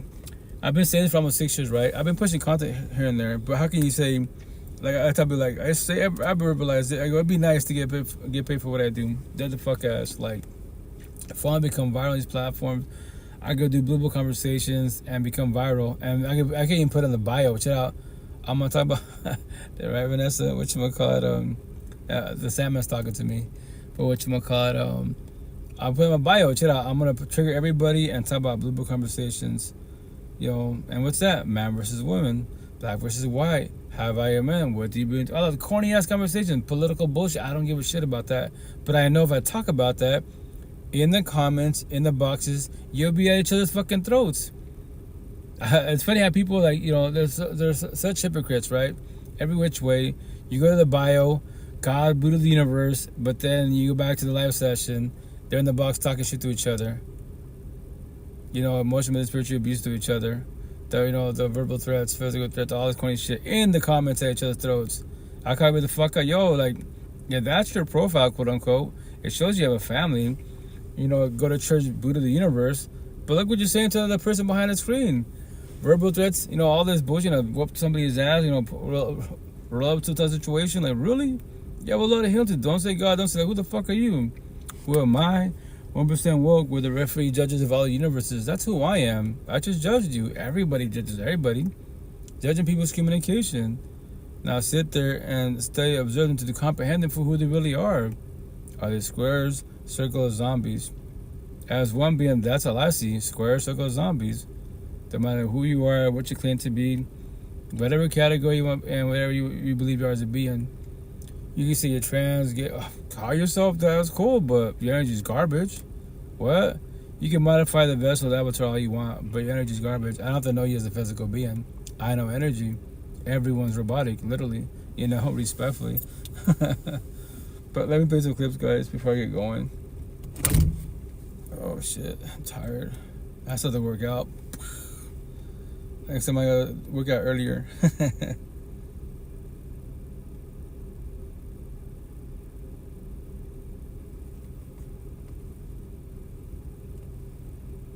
And the clips that I play here, eventually I'll put them on my platform. So the cool thing about platforms, first and foremost, for everybody behind the screen, if you catch feelings behind the screen, you have a lot of healing to do. Respectfully, like, how can you overinvest your emotions and feelings behind the screen? The downfall of being too empathetic. What's our flaw? We see the good in people. That corny ass line, not knowing, because once again, no one really teaches says this shit. When you see that corny ass line, you just self-sabotage your life. You should be selfish in a positive manner, see the good in yourself first and foremost, and then the people around you, to see if you can match energy. My situation, I could do speed dating behind the screen easily, even like a physical being, my face-to-face type of situation. I tell the queen, I respect your boundaries, but Christian, you have social media. Yeah, I do. Can I follow you? Whatever platform. And if she likes me type of situation, that'd be cool. What do? Other platforms? I want to see what she's posting about. What she talking? Her bio can say the Bible. It can say song. It can say any part of the Bible, right? But then if I go to your post, I want to see what you're posting. What are you talking about? But Spanish City, when I see a lot of selfie queens, and I just see flesh. That's all I see. I just think OnlyFans. Deadass. I don't think God, love. No, I just toxic love and lust. That's just dime a dozen. Now show me love and lust. That's just fucking rare. That's rarely fucking rare. These conversations, very rare, every which way, So on top of that, I'm not trying to sell nobody a dream.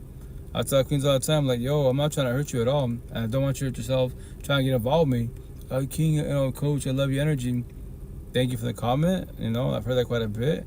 But once again, like, have you worked on yourself? Because once again, if you're potential partners, like my last sex, I told her the same thing. We become each other's friends, best friends, lovers, porn star, therapists. We talk about everything. Do not hold back. I can say you love me, but you build walls. You love me, but you push me away. I get crucified because somebody else triggers you. I didn't do it to you. But you say you still want to be a couple and do love? Make that make sense respectfully, No one is coming to save you. No one is coming to pay your debt. No one is coming to fix your life. This is not a movie. You are not the damsel. You are the hero, the director, and the scriptwriter. Save yourself. For the most part, that's pretty much factual. Like, if you're waiting for this one being, it's like God, the universe is sending you this one being to come in your life and help you, potential partner, potentially, just to warn you, but just to warn you for in a positive manner. Anybody can walk away whenever they want to. that is their free one choice. And respectfully, you can say it's telling you wrong, but that is their free one choice. They don't have to talk to you. They don't have to phone you. Say, I'm your partner. And they'll say, like, I tell queens all the time. I tell my one-on-ones, I phone them. This is where I'm your partner, and I see you're too traumatized. But I know if I tell you more that you're hurt, you know, and we have a adult conversation, potentially hurt you more, because now that you know that, more likely I am going to leave you. But the positive, I'm being honest with you. I'm not going to ghost you, sell your dream, nothing. And you be like, why? Well, we respect, we love you, babe, but here's a kicker. You're too traumatized. You're still stuck in your exes. You always compare me to your exes. You know, anybody outside here triggers you, and now we're having problems. Then what? You know, it's not gonna work out respectfully. Your mother and father. Your mother and father. That's right. Your mother and father. Exactly. Yo, I love to bully bullies, man. They're the fuck out. You know, you can't see my tattoos. The second line is not my line. A queen from Bigo almost 3 years ago told me this, and she told me that I was dying laughing. It's tatted on me. It says, "All you bullies, cyber bullies, keyboard trolls, your mother should have swallowed you. The universe would be better without you. But just to let you know, all you cyber bullies and all you bullies in general, you're fuck ups. To your last dying breath, if you don't ever start your healing journey, you're a fuck up. I will let you know, I will traumatize you that you're a fuck up. And if I hurt your feelings, to remind you, feelings down the feelings at all, I'm a nobody to you. How can I hurt you with these petty words and I don't know you? Make them make sense. We're about somebody's physical beings that you fucking know. That's the people you should worry about. That's your trauma, not my trauma. I love to bully bullies every which way. You know? That's how my tattoos every which way. So, when it comes to that video, that clip that I just played, for the most part, there's nobody out there, but if you have real support teams, they'll come in your life, but to warn you, they can walk away whenever they want to. Nobody's got to stay. And to put fear in you, what? Like my situation almost 6 years ago, it'd be nice, it'd be beautiful if, once again, it's not a race, no competition, right? 9 queens and my boy 1 king, right? I gotta hit up my boy, matter of fact. I gotta see how he's doing. He's like, his spiritual gift is, he's a Wiccan, he does white magic, and then he's like, you know, a tarot card reader. He hit me up. He knew when I was going through my breakup. He hit me up. He's like, you know, I read your cards and I see you going through it. So he hit me up, man. We been talking for like almost a year and change, right? So that's a cool thing about, you know, spiritual gift. But hey, what's up, Shorty Punk? How you doing, Queen? Welcome to life. How's your night? How's everything? How's your body? How's your health? But you know, to warn you, like the 3 queens of my IG and Facebook, you know, once again, it would be nice if they're still in my life. And they can see that it evolved type of situation, deep conversation, because they taught me this. But once again, no one's got to stay. What? To form people, no one's got to stay. And if you're doing the healing journey and you're real support and tell you, hey, shit, I'll be here for you. But when I see you evolving, I'm just letting you know I'm leaving. It's gonna suck. Trust me, my dad when they told me that, it hurt really bad. I even shed tears. Like, well, like, why will you leave me? You're in my pocket. You don't have to leave. You know, you don't have to leave me every day, but you just check in type of situation. And they left. They left every which way and it sucked, you know? But that's part of the, you know, the codependency part. No one's got to stay. People are struggling. People just, hey, I did my part. I planted seeds. I see you're evolving. And then they told me, you're on social media. Mystic Cat Daddy. Whatchamacallit, there's other empathetic queens on social media that will reach out to you. I know they will. And that's very true. That's a cool thing about social media world. Like, if you're doing this healing journey, more on the queen side, a lot of queens empathetic wise, they'll comment, they'll them in the DMs, we have these deep conversations. But my situation, once again, like, I speak to 1,000 queens and they'll come and go, but my situation, like Johnny Chang says, like, he talks about, he says, I'm a boring person. Like, if it's not about the Bible, Jesus, God, right? I don't really talk about anything else man-made. My situation, if it's about the healing journey, like, I'll have basic conversations, but I don't really care about man-made things. Why do I care about man-made things respectfully? You know, I care about you as a being. Like, that's about your feelings. That's how you deal with your mental health type of situation. If you're evolving, not evolving. If you're not evolving, why? Who or what takes your energy? But if you're waiting for somebody, you can wait for somebody. But remember this, they can come and they can go. When they leave you, and I love asking everybody this, as one being, can you handle rejection? Can you handle someone walking away? And they ghost you, yes, that sucks, it hurts, it's wrong, but that's your free one choice to ghost you. Now you're back to square one alone, no physical body, no real support team, no one to have this conversation with again. Now, can you talk to yourself? You know, like Kevin Gates says, you know, true geniuses talk to themselves. I would call myself genius in like in a emotional and spiritual way with mental health. Man-made bullshit. I don't care about. Like to my kids, I thought all my kids, kindergarten, middle school, high school, nobody would teach about mental health at all. Zero. If you don't believe me, if you want to, I'll talk to your teachers. Here's the best part: ask your teacher certain questions, and when they ask you who taught you that question, tell them that I did. You know, and once again, here's the best part: they can be badass teachers, right? They can love their students, but when they get in their car and they start driving home, they're not toxic love, broken coded relationship. They're zombies, addicts and addiction, or they're scared to be alone because they don't have a partner. But you kids, the students make them feel good. Yeah, happiness is temporarily, man. Strive for joy. Joy's forever, every which way. Happiness, temporary to fullest. Why I think people come and go, relationships in the beginning, the dopamine high, the love bombing. Yeah, majority of the time it's fucking toxic love and lust. It's not love and lust. Love and lust, that's just consistent and it's fucking rare as fuck.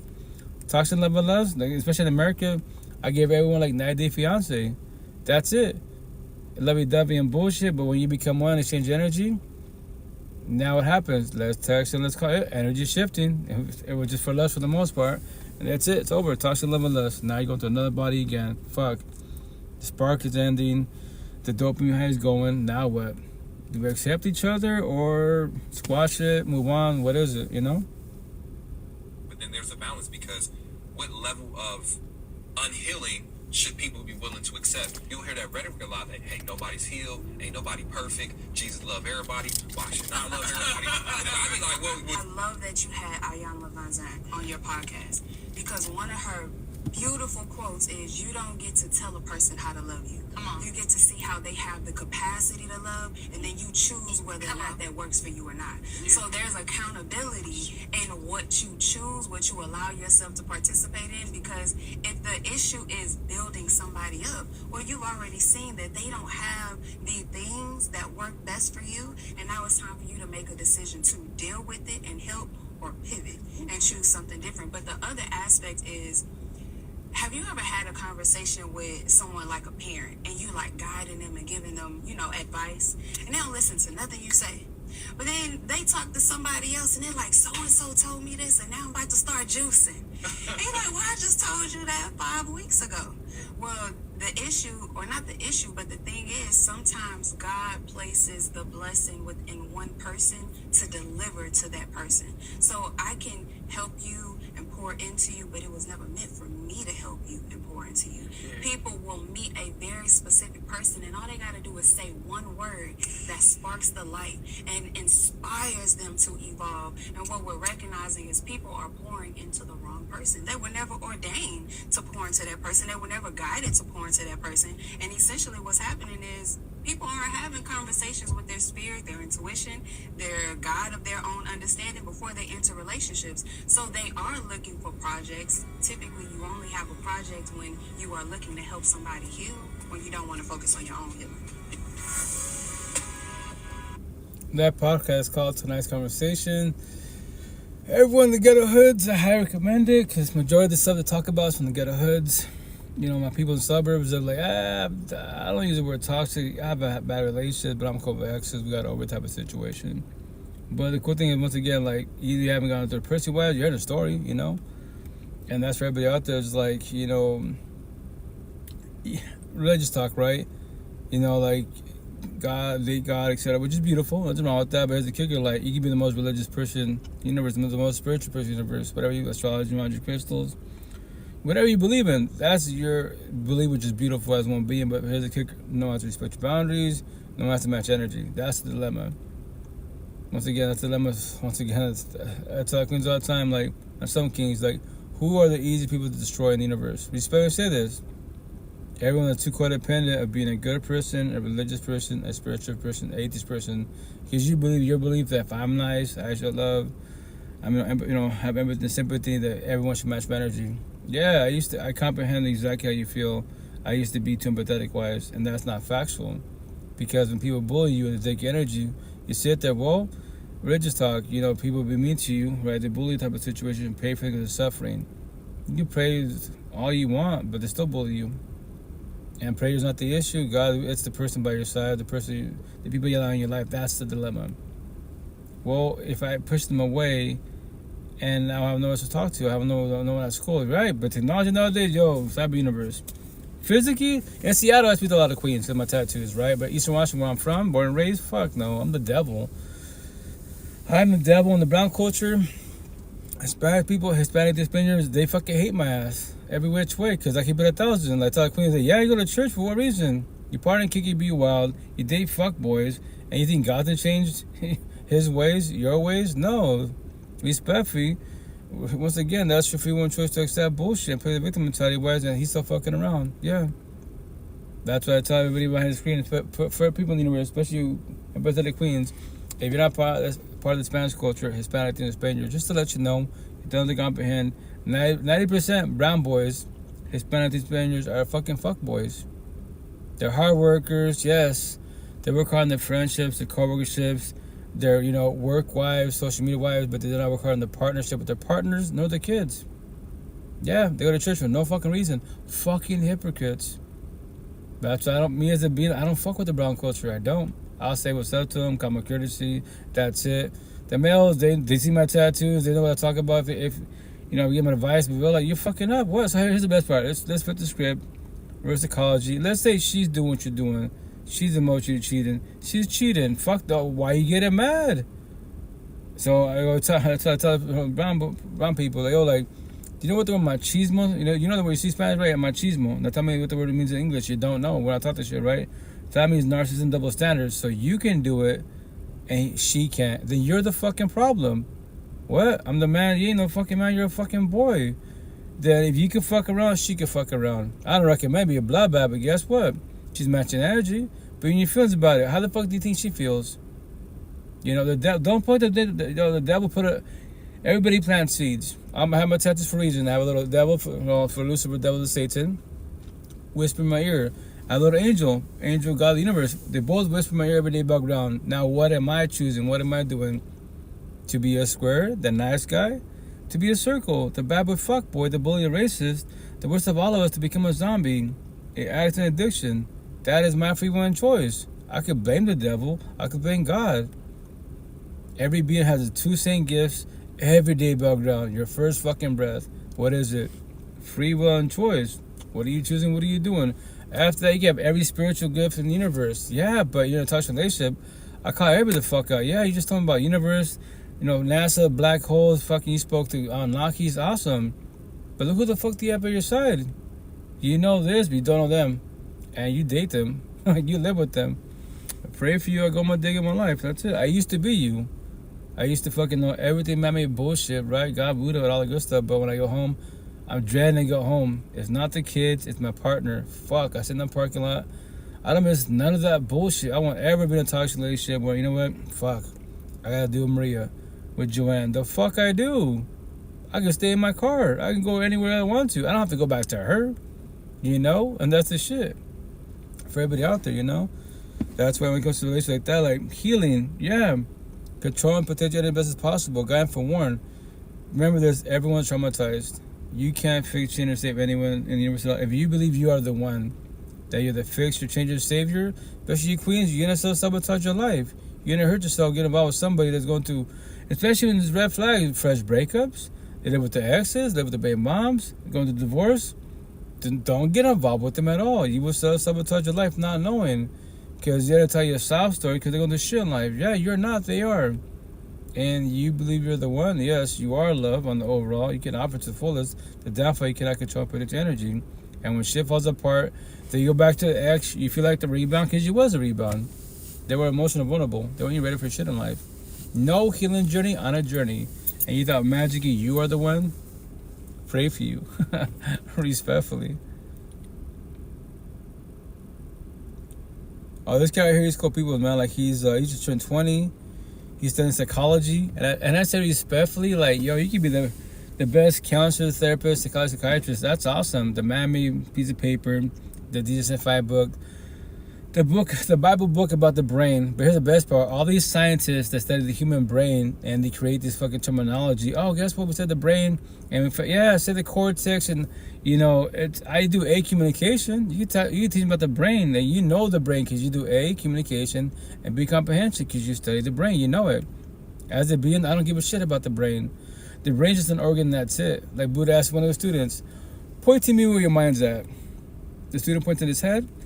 So that's your head, yes. Yes, Buddha, but my brain, like that's your brain. Now in your head, in your brain, point to me where your mind's at. Nobody can't point to their mind at. Nobody can at all. Highly impossible. Spirituality talk, religious talk, this, once again, I use the word idea of faith. I don't know. As a being, if I don't know, I just say the word idea of faith. So I don't know. The idea to put faith in situation, right? Beliefs, these things that we're taught, right? So my mind is in a different spiritual realm. So this is an avatar. I'm living the human experience, and I'm doing this shit to my last dying breath. Now that I know what I know, it's a broken record. I can't evolve more than, as far as the healing journey, it's ended. But I can learn from others. But I know 95% of the universe will be broken to the last dying breath. Hey, what's up, Armand? How you doing, Carl? How's your night? How was your weekend? How's your body? How's your health? And I said respectfully, So he's a young cat, he's studying it psychology-wise, and he's doing good. And remember, there's respect to say this, the way he's expressing himself, he probably has no real support team. You have a good teacher for psychology, which is awesome. You got a DSM-5 book, which is cool. You do a communication, you can verbalize it all you want, but do you comprehend what you're saying? He just turned 20. I tell him, I comment on his IG, so probably he responds, I'm a broken record. If you're going through breakup, divorces, mental health, I got you. Deadass, I'll spam you in a positive manner, and it's all healing notes, and nobody else to comprehend. People you spamming, you can say the word spamming, I am spamming, but have you read any comments that I just posted? No, then there it is. It's cool. Here's the best part. That's the creator's platform. They can block me. I don't care. I don't question my self-worth. I'm just paying, once again, pay it forward. On my tattoos, I'm just paying it forward. You can look at me, you're fucking crazy, you lost it. I don't give a shit. It doesn't hurt my feelings, because the word feelings have no feelings. I don't care about words. But 95% of the universe, you'll go through all my words, all my body. You'll suffer for many years to be. The idea, once again, you start the healing journey at a younger age, so you evolve in life, and you don't become your toxic family. And trust me, when you get older, we all say the same stupid shit. I wish I was younger. I wish does not exist. The past has been fucking written. And to call everybody out, ask God the universe for yesterday back. Today was Pacific time, 1:34 in the morning, so now it's Wednesday, right? So hey God, the universe, can you give me Tuesday back? That's all I ask, just give me Tuesday back. What is that, God the universe? Fucking crickets, exactly. And the story type of situation. Tomorrow the future? Thursday? It hasn't happened. I do day by day baby steps. As a being, you ever see me physically, I'm always praying. Driving, eating, sleeping, because why? I give me my last meal, I go close my eyes, take a power nap, I won't wake up. If I do wake up, I'm back to the spiritual universe, I'm back in heaven or purgatory, I don't know, But when I wake up and I realize, oh shit, well, I guess the avatar died and my time's up, shit. Once again, it's not even about a legacy or none of that BS, it's more like, what happens to my kids? What happens to all you guys? Who continues on telling these stories about the actual real healing journey? Not these big ass, therapy counseling. We spend and say that if you go on therapy counseling for years to be, you have a lot of healing to do. Respectfully, that blows my fucking mind. My one-on-ones, people in Seattle, they'd be all my therapist counselor, I've been here for therapy counselor as a little kid. I'm like, so a little kid and they haven't taught you any of this, and you're an adult now? And they haven't they're like, man, you taught me so much more than they have. I go, it's not even a race down competition. Pioneer that I control, I keep it simple, black and white. I speak black and white, live black and white, think black and white. I don't give a shit about man-made things, respectfully. So, it sucks. You don't want to do this healing journey for years to be. If you want to, try love. And when it fails, then what? Especially on the queen side, then build your walls up 1,000,000 miles high, and then God, the universe, becomes your husband. Cool. That's beautiful. And still feel alone, still feel lonely and shit, even though there's no potential by your side, because you won't give no one opportunity. And they could do you wrong, potentially they could do you wrong, but that's why if they do you wrong, do you stay, do you sit there and entertain, or do you just walk away, That's your free one choice, every which way. What's up, number one, I do welcome to life, and that's respectfully. So let me play this clip really fast, and cool cat. He goes, I think he goes by Journey by Ace, I believe. I am anxiously attached. I've been left my whole life. I have trust issues. And I'm tired of people leaving. So I'll do everything I can to keep us here. I'm overly empathetic. I forgive too much. I love too hard, and especially when I'm not loyal to things that matter. I'm constantly betrayed, and yet I sit here and I try to fix things. I fight so hard for the relationship, and yet it's never fighting back. I end up hurt. I never think I'm worthy of love, and I constantly think, am I ever going to be good enough because of one experience, because of two experiences, and third time's the charm, right? And yet I still end up hurt. I have boundaries, and sometimes I'm just so loyal to the point where I lack self-respect. I always feel the need for reassurance because I just don't think that I can ever be a number one for myself. I've never truly been someone's number one, and I've always been a side character in my own life. I've always been option two, and I'm insecure about my... And I believe he goes by Journal with Ace, I believe. He's going viral. He's going to go, once again, all the young cats, the healing journey, mental health, breakups, what he's doing, he just barely turned 20. Like, he brags about, I'm studying psychology. Like, that's beautiful. Spanish said a lot of people get traumatized, right? Spanish said more on the queen side. When y'all get mopped the fuck up and toxic relationships, you go to college to become a counselor, a therapist, psychologist, psychiatrist. I speak to a lot of queens. I'm like, that's cool to study that, once again, but the idea, you go to college, you study the DSM-5 book, you have all these clients, right? And the idea, quote unquote, you won't ever, capital fucking E, ever get in a toxic love, broken, coded relationship. No fucking narcissistic boy come in your life and magically sell your dream. Because if you do, and I know you, these platforms call you out, yo, king, queen. But you're a counselor, you're a therapist. How you get stuck in that bullshit on a trombone? On top of that, how the hell you a zombie addict to addiction? How are you dating a zombie addict to addiction and you're a counselor, therapist, psychiatrist, a priest, a pastor, an art creator, a life coach? Respectfully, if it triggers you, cuss me the fuck. I don't give a shit. I don't care about words. Words are irrelevant. And the best part, how can I trigger? If I don't know you, I'm a nobody to you. How can I trigger you? How can I come in your life and take your energy?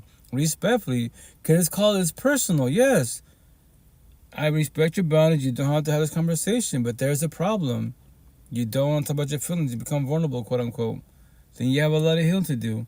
Especially when you say, like, partner. I call them all the time. Like, scenario, you can push me away. That's your free one choice. But I'm in your scenario the day that you do find love, quote unquote, and the person that you love asks you the same question I just asked you. What will you do to the person you love? Crucify them and build your walls up, push them away that you need your space, but you say you love them? Then walk on eggshells. You're upstairs, I'm downstairs, we don't talk to each other. Fuck it, it's just falling apart. Cool, if you can't do it, your mother, best friend, and your cousin can do it. And we all go to church, love God, Buddha of the universe. Amen. Right? Yeah. Go through that bullshit. Once again, he's young, 20 years old. He just barely turned 20, I think like in January or December of last year, I believe. I told me, King, you're doing good. You're doing really good. I go, you're going to go viral, right? I know you will. But here's the kicker. Like, the idea that you learn to love yourself. It's not nobody else around you. What? It's nobody around you, but it's you. You just don't know that yet. But I know it's cool to have a physical being. It's cool to have these conversations. But to warn you, anybody can walk away. And all young cats comment, what do you mean, anybody? Nobody's got to stay. No one is guaranteed to stay.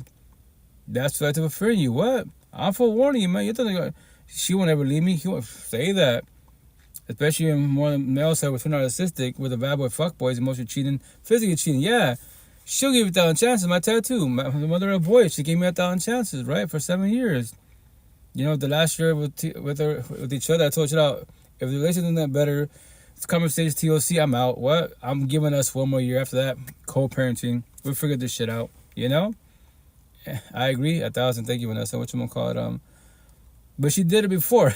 And I got curveball. Me out in my head, cool. 1 year is over type of situation. I am not doing this anymore. Because I told her, I'm not doing 7 years deep already. I'm not doing 12 years. Like, what do you mean 12 years?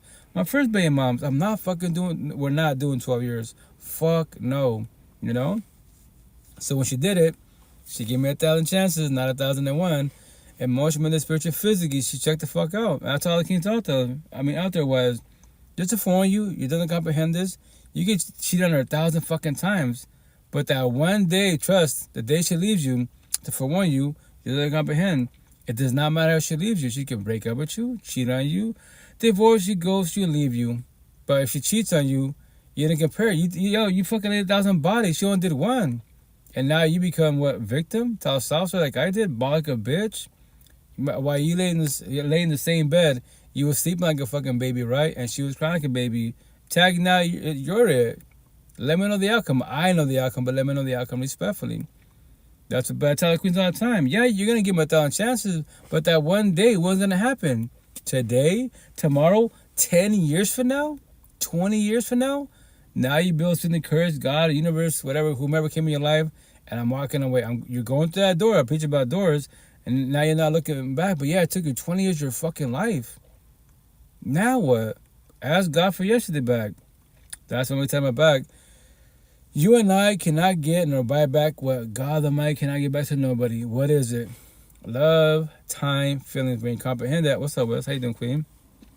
When you comprehend that, why do you waste your love, your time, your feelings around people around you, especially by your side as a partner? Make that make sense, respectfully. That'll be tatting my back. Well, I'm forewarning you. And when you comprehend that, it's gonna hurt really fucking bad. I wish the next. What's up, Queen? How you doing? How's your night going? How's the kiddos? How's your family? How's your body? How's your health? You know, it's good to see you. What you gonna call it? And then from there, wise, you know, it's been written. And I wish my parents. Okay, how can your parents teach you about this conversation? If they don't, this conversation, trust. If your parents knew this conversation, they'll be talking to you. Like I talk to my kids. My oldest, I'm trying to speak to her, but remember this: as parents, to forewarn you. Thank you for always asking. Oh yeah, Queen, no, I got you 1,000. Like I like to. I'm a big care bear. Dead ass. I care about everybody. I want to make sure you're okay best as possible. I'm okay, just at work. How's work coming along? How's the training doing? He's still there? He's holding up, I'm asking?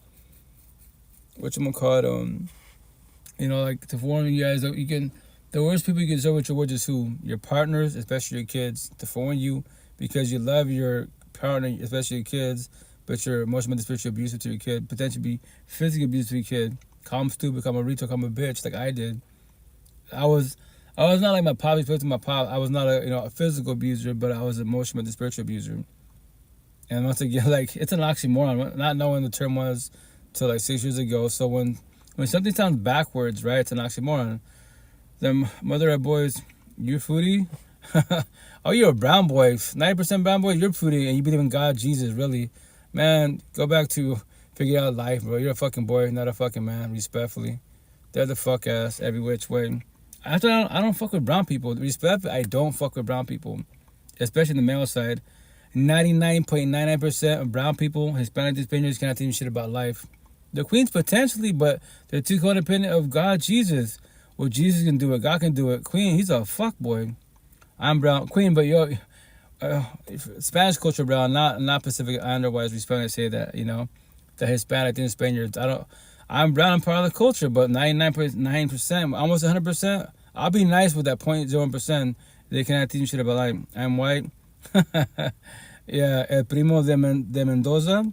You're a white boy, quote unquote, with a brown person's fucking name. Really? That very much. You probably think you're fucking white, but you're brown. Obviously, respectfully. Or you're Miklo, half white, half brown. I don't give a shit. But once again, when it comes to Spanish culture, respectfully, that's how I get with it. I don't fuck with them. I don't.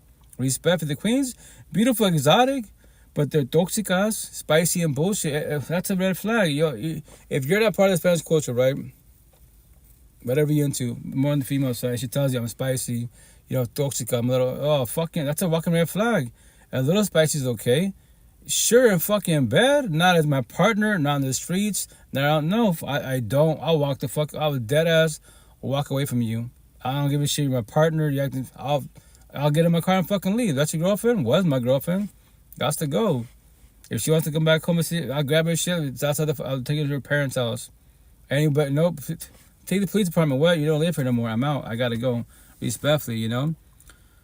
So I don't deal with toxicity. That's why I don't fuck with the brown culture, because they can't teach me this respectfully. Church, I tell me all the time, the brown girl, check out. Church is not dealing with fuck boys. Nor the Bible, nor God, nor Jesus. You are. So why are you still there? You still praying by manifesting? How's that working out for you so far, respectfully? I was your queen, respectfully. You don't know me. I know energy. it's not gonna work in your favor. And once again, that's your free will choice to offer love, and that's his free will choice to be a fuckboy, toxic love. Do that, and then here's the best part. I guarantee you, parents in the Spanish culture, many cultures, but let's keep it brown culture, right? We're traditional corny fucking ways. So they stick. The women stay there because for the culture, for the kids, religion, because the family did it. That's what men do. They fuck around, and when they become older, they change their ways. Yeah, then become your mother. That's the queen all the time. Become your mother, aunties, abuelita, grandmother. And how's that working out for them? And they still go to church for no fucking reason. And your grandpa's still a fuckboy at 70 years old. What the fuck? A bunch of motherfucking hypocrites. But once again, that's why I don't fuck with the brown culture. I don't. That's why, once again, triggers, I control my triggers. To become triggered, the devil come out of me? No, I'll match your energy. Yeah, if you're raising your voice, I'll raise my voice. You're talking shit, I match energy. But I tell foreign people, like, yo, if you play dumb, I'll play dumber. If you play stupid, I play stupider. But to foreign you, if you can't words, please don't open your mouth. I will traumatize the fuck out of you. Nice to see your face. Likewise, queen. Thank you. Good to see you. Love your energy. You know, a lot of you empathetic queens, you know. Especially single moms, man. It's not easy to become a mother and father because you're a single parent and there's no co-parenting. You're actually still better hateful because there's no such thing as healing journey. Respectfully, because we're not taught these conversations at all. That's why I say in a lovely, respectful manner, show me any other man, quote unquote, on all these platforms that talks what I talk about, and that's all they talk about. There's not many of us out there. Don't say the healing journey, God, Buddha, the universe. Wow, fucking A for fucking effort. But you're in a toxic relationship, or you're a fuck boy, you're a fuck girl. Really? Fucking hypocrites every which way. Yes, but you're viral. I don't give a fuck if you're viral on social media. The cyber universe does not exist. We are blessed with technology if you use it correctly. The day scenario, the day that they shut off the Wi-Fi to regular civilians, it's only for the government, businesses, and schools. What will you do with your followers if you don't have no more? All you savvy queens, respectfully, a bunch of OnlyFans. Now you gotta be a porn star. Now you go to school to become a fucking model back in the day. So take advantage of all this cyber universe while it lasts. The day they want to test this shit, they can. And then you have no followers. Locally, yeah, you can be viral, but if I ask about you, hey, do you know who this is? They're from your city. I've never seen that person in my life. Yeah, they're social media famous, but I don't know who they are. Yeah, so your cyber universe famous. Physically, you're a fucking nobody, respectfully, you know? But once again, if you're codependent of status, you have a lot of healing to do, because when you lose followers, it's the end of the world. When you get blocked, it's the end of the world. On top of that, the smart ones, you do backups of all these platforms, all your viral bullshit, because nobody owns these platforms. Because if you did, be a zillionaire, right? And these people that own these platforms, they can pull your shit, block your shit whenever they want to. And what happens to your content? You didn't save nothing? Fuck. Start all over again. I pray for you, you know? But sorry about that, guys. Like I tell you, I don't deal with brown people with respect. When I say I'm just like, you're ignorant. You don't know shit. You're stupid. Respectfully. Church, a lot of people are hypocrites. And Hispanic, I think the Spaniards are a bunch of fucking hypocrites, more on the male side. And the Queens, they accept toxicity because they believe one day God will change his ways. I thought with my first baby moms, 12 years too long. And my coworkers, yo, you still with her? Like, with who? The mother, your first. I'll go, oh, Gisela? I go, respectfully? Fuck no. I show my tattoos. I don't fuck with that like I is. Spanish 101 for the suburbs. Street folk for the ghetto hoods, hood niggas and shit in the black micro world. I don't date no girl from the ghetto hoods. She's a gang mafiosa. Family's about, nope. I don't deal with toxicity. What? Yeah, queen, you're beautiful. I'll be your associate. I'll be your support team. If you're not too toxic, your mom is not too toxic, I even call your friend, girlfriend. Fuck no. Sounds pretty harsh, doesn't it? To trigger you, what? I don't fuck with toxicity. You don't know me. I know energy. 1,000. Every which way. You don't have conversations. But if you want to, here's the best part. I tell queens all the time locally, behind the screen, take any word in my body, and please tell me a story. What do you believe these words or phrases in my body mean to you? Can you tell me a story? They will see if you're doing the healing journey, that you're ready for this conversation, because trust me, the day that someone triggers you, and I didn't do it to you, then there's a problem happening. So I'm going to get crucified. You're going to build walls. You need your space. So then what are we doing here as a couple? What am I doing here? Because I want love. When you push me away, you're toxic love. I meet you halfway. Now you push me away. So why am I here for? Respect. If you keep doing this, I'm just letting you know, walk away. Just because of that, yes, they people like you that build walls up. They need the space, and they easily get triggered by the exes and whomever around them. My neck tattoo, yo, queen, babe, I'm not your ex, your exes, your past pain, your toxic love trauma, no child trauma. I don't know you. I'm getting to know you. I am today, the now, the present. My intent is not to hurt you at all, best as possible. If I do with the truth, I keep it 1,000. I don't sell dreams. Keep it 100. I will sell dreams. Trust. I will sit there. I will accept you. Whatever bitch about you, I'll say it to myself. I won't tell nobody else. I'll keep it to myself. But if you want me to use you for your body, building your lust, then let's do this. At the end, you're gonna lose your own self type of situation. Because when I walk away, then what? Respectfully. So, let's say young King Ace, he's doing good, man. There's another queen too. She goes by Angela. He's Asian. She's Asian. They're going viral. But once again, like the idea that they start the healing journey of nothing, they're gonna go through a lot of toxicity wise. What you gonna call it? And it sucks. It sucks, man. But that's why the cool thing is on social media. The idea is that they have real support teams because they have all these followers. The idea that some of these followers on their healing journey and either in the comments or DMs reaches out to them to have these conversations. That's what I'm saying. Real support teams, we do not give up on nobody. I won't. As one being, you can talk about your next 20 years to be. You could be selling a trombone and go back to them, which is the worst addiction in the universe, emotionally and spiritually. You believe you need them, even though they shut the fuck out of you, they still do you wrong. They'll still cheat on you 20 baby moms deep, and you're still there. That one day, I won't give up on you, queen. I was you. I wasn't there. I wasn't 20 years deep like you, but my first baby mom's 12 years too long. The mother of boys 7 years too long.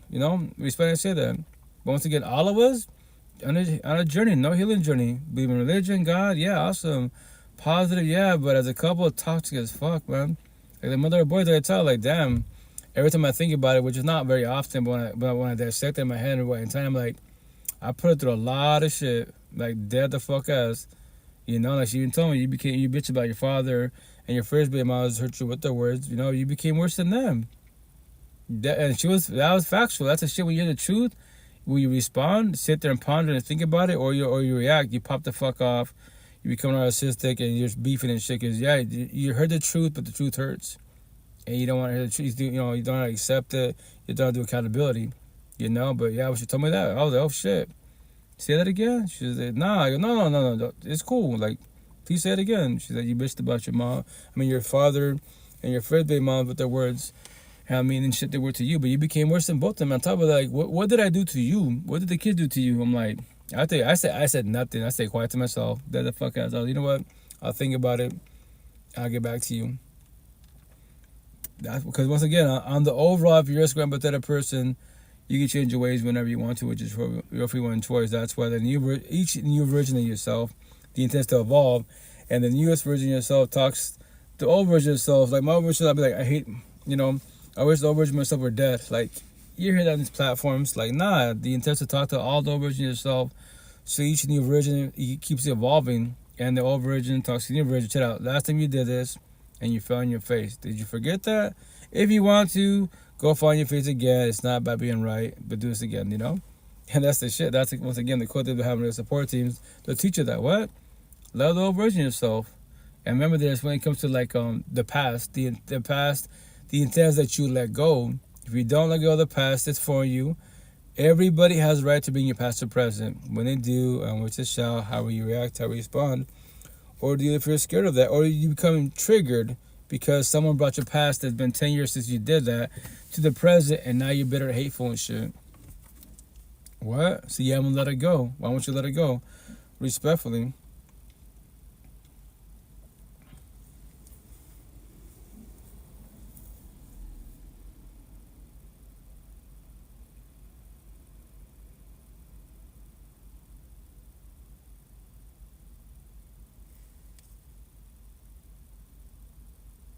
Two seconds, guys, please.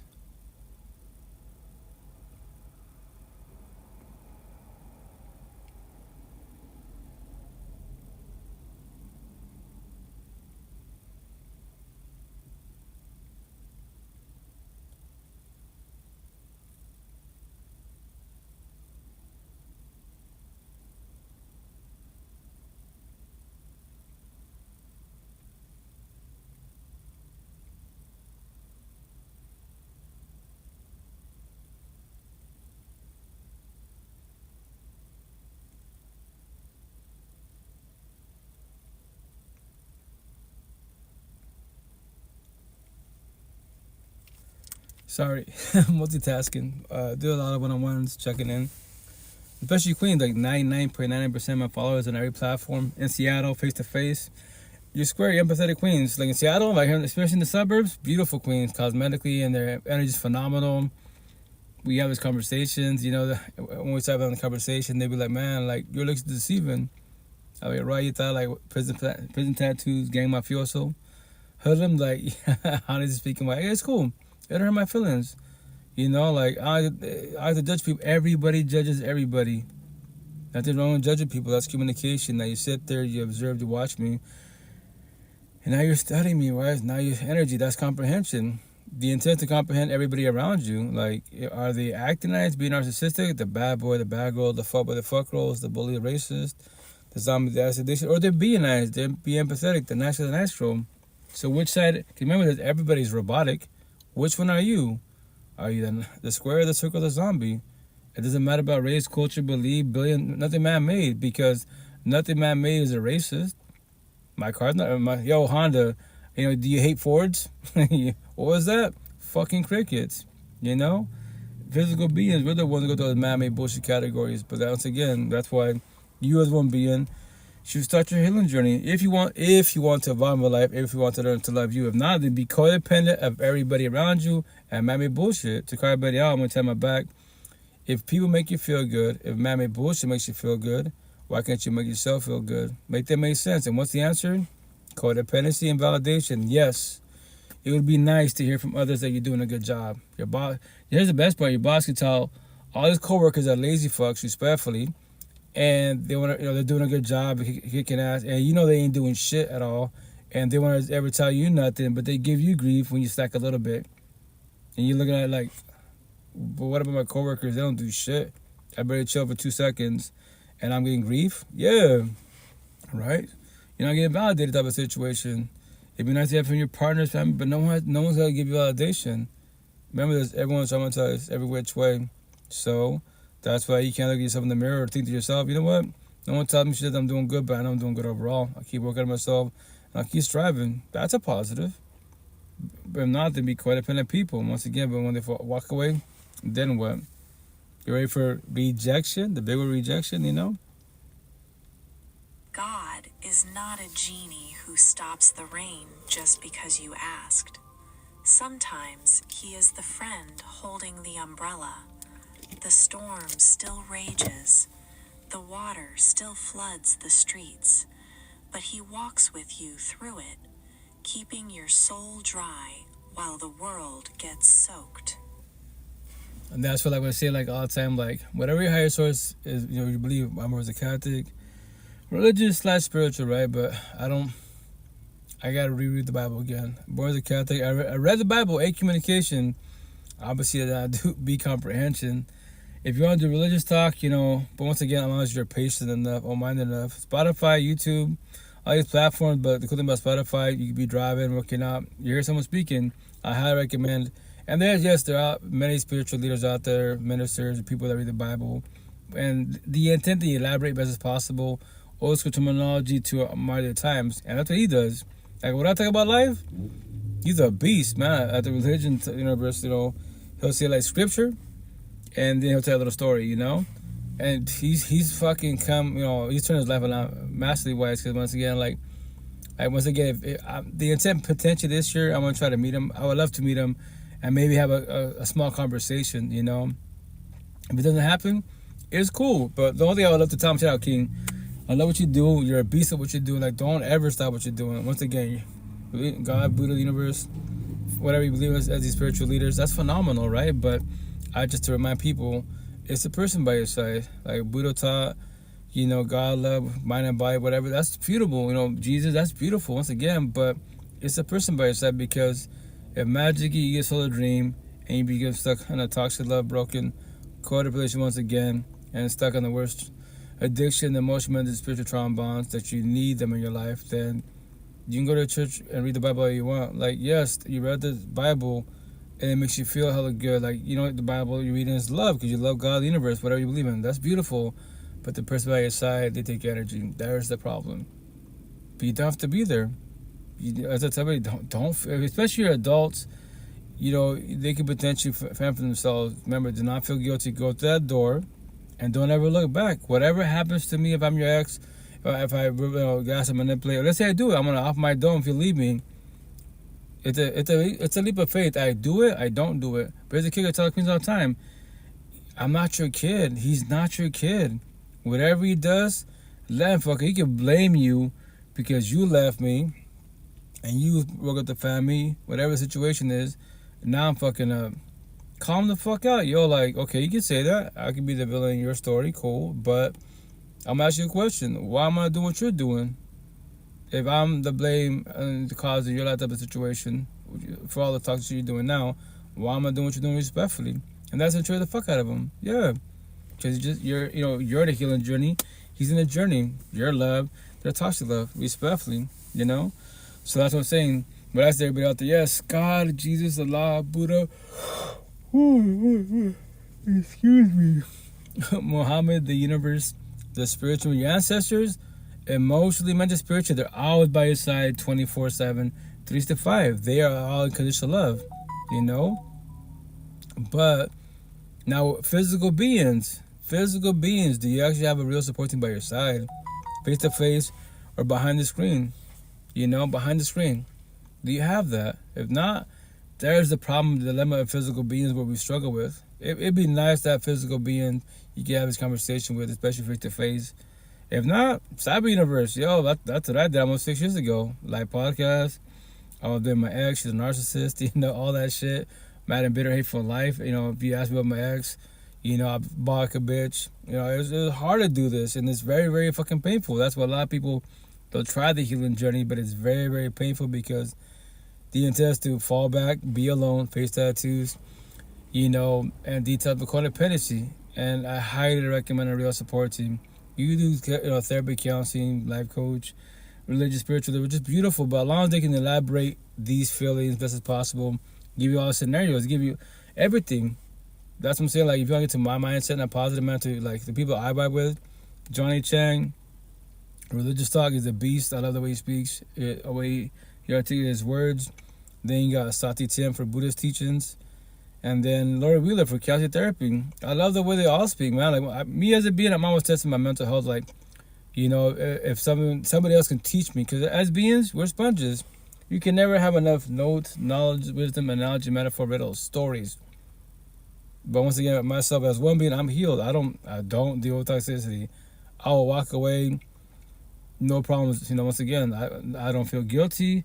I'm an ex now. I'm gonna traumatize her potentially, but I'm telling you, babe, it's over, right? Respectfully, if you want me, if you want me to be, I could be a real support team. I'm your ex now, but we can figure out together why this failed.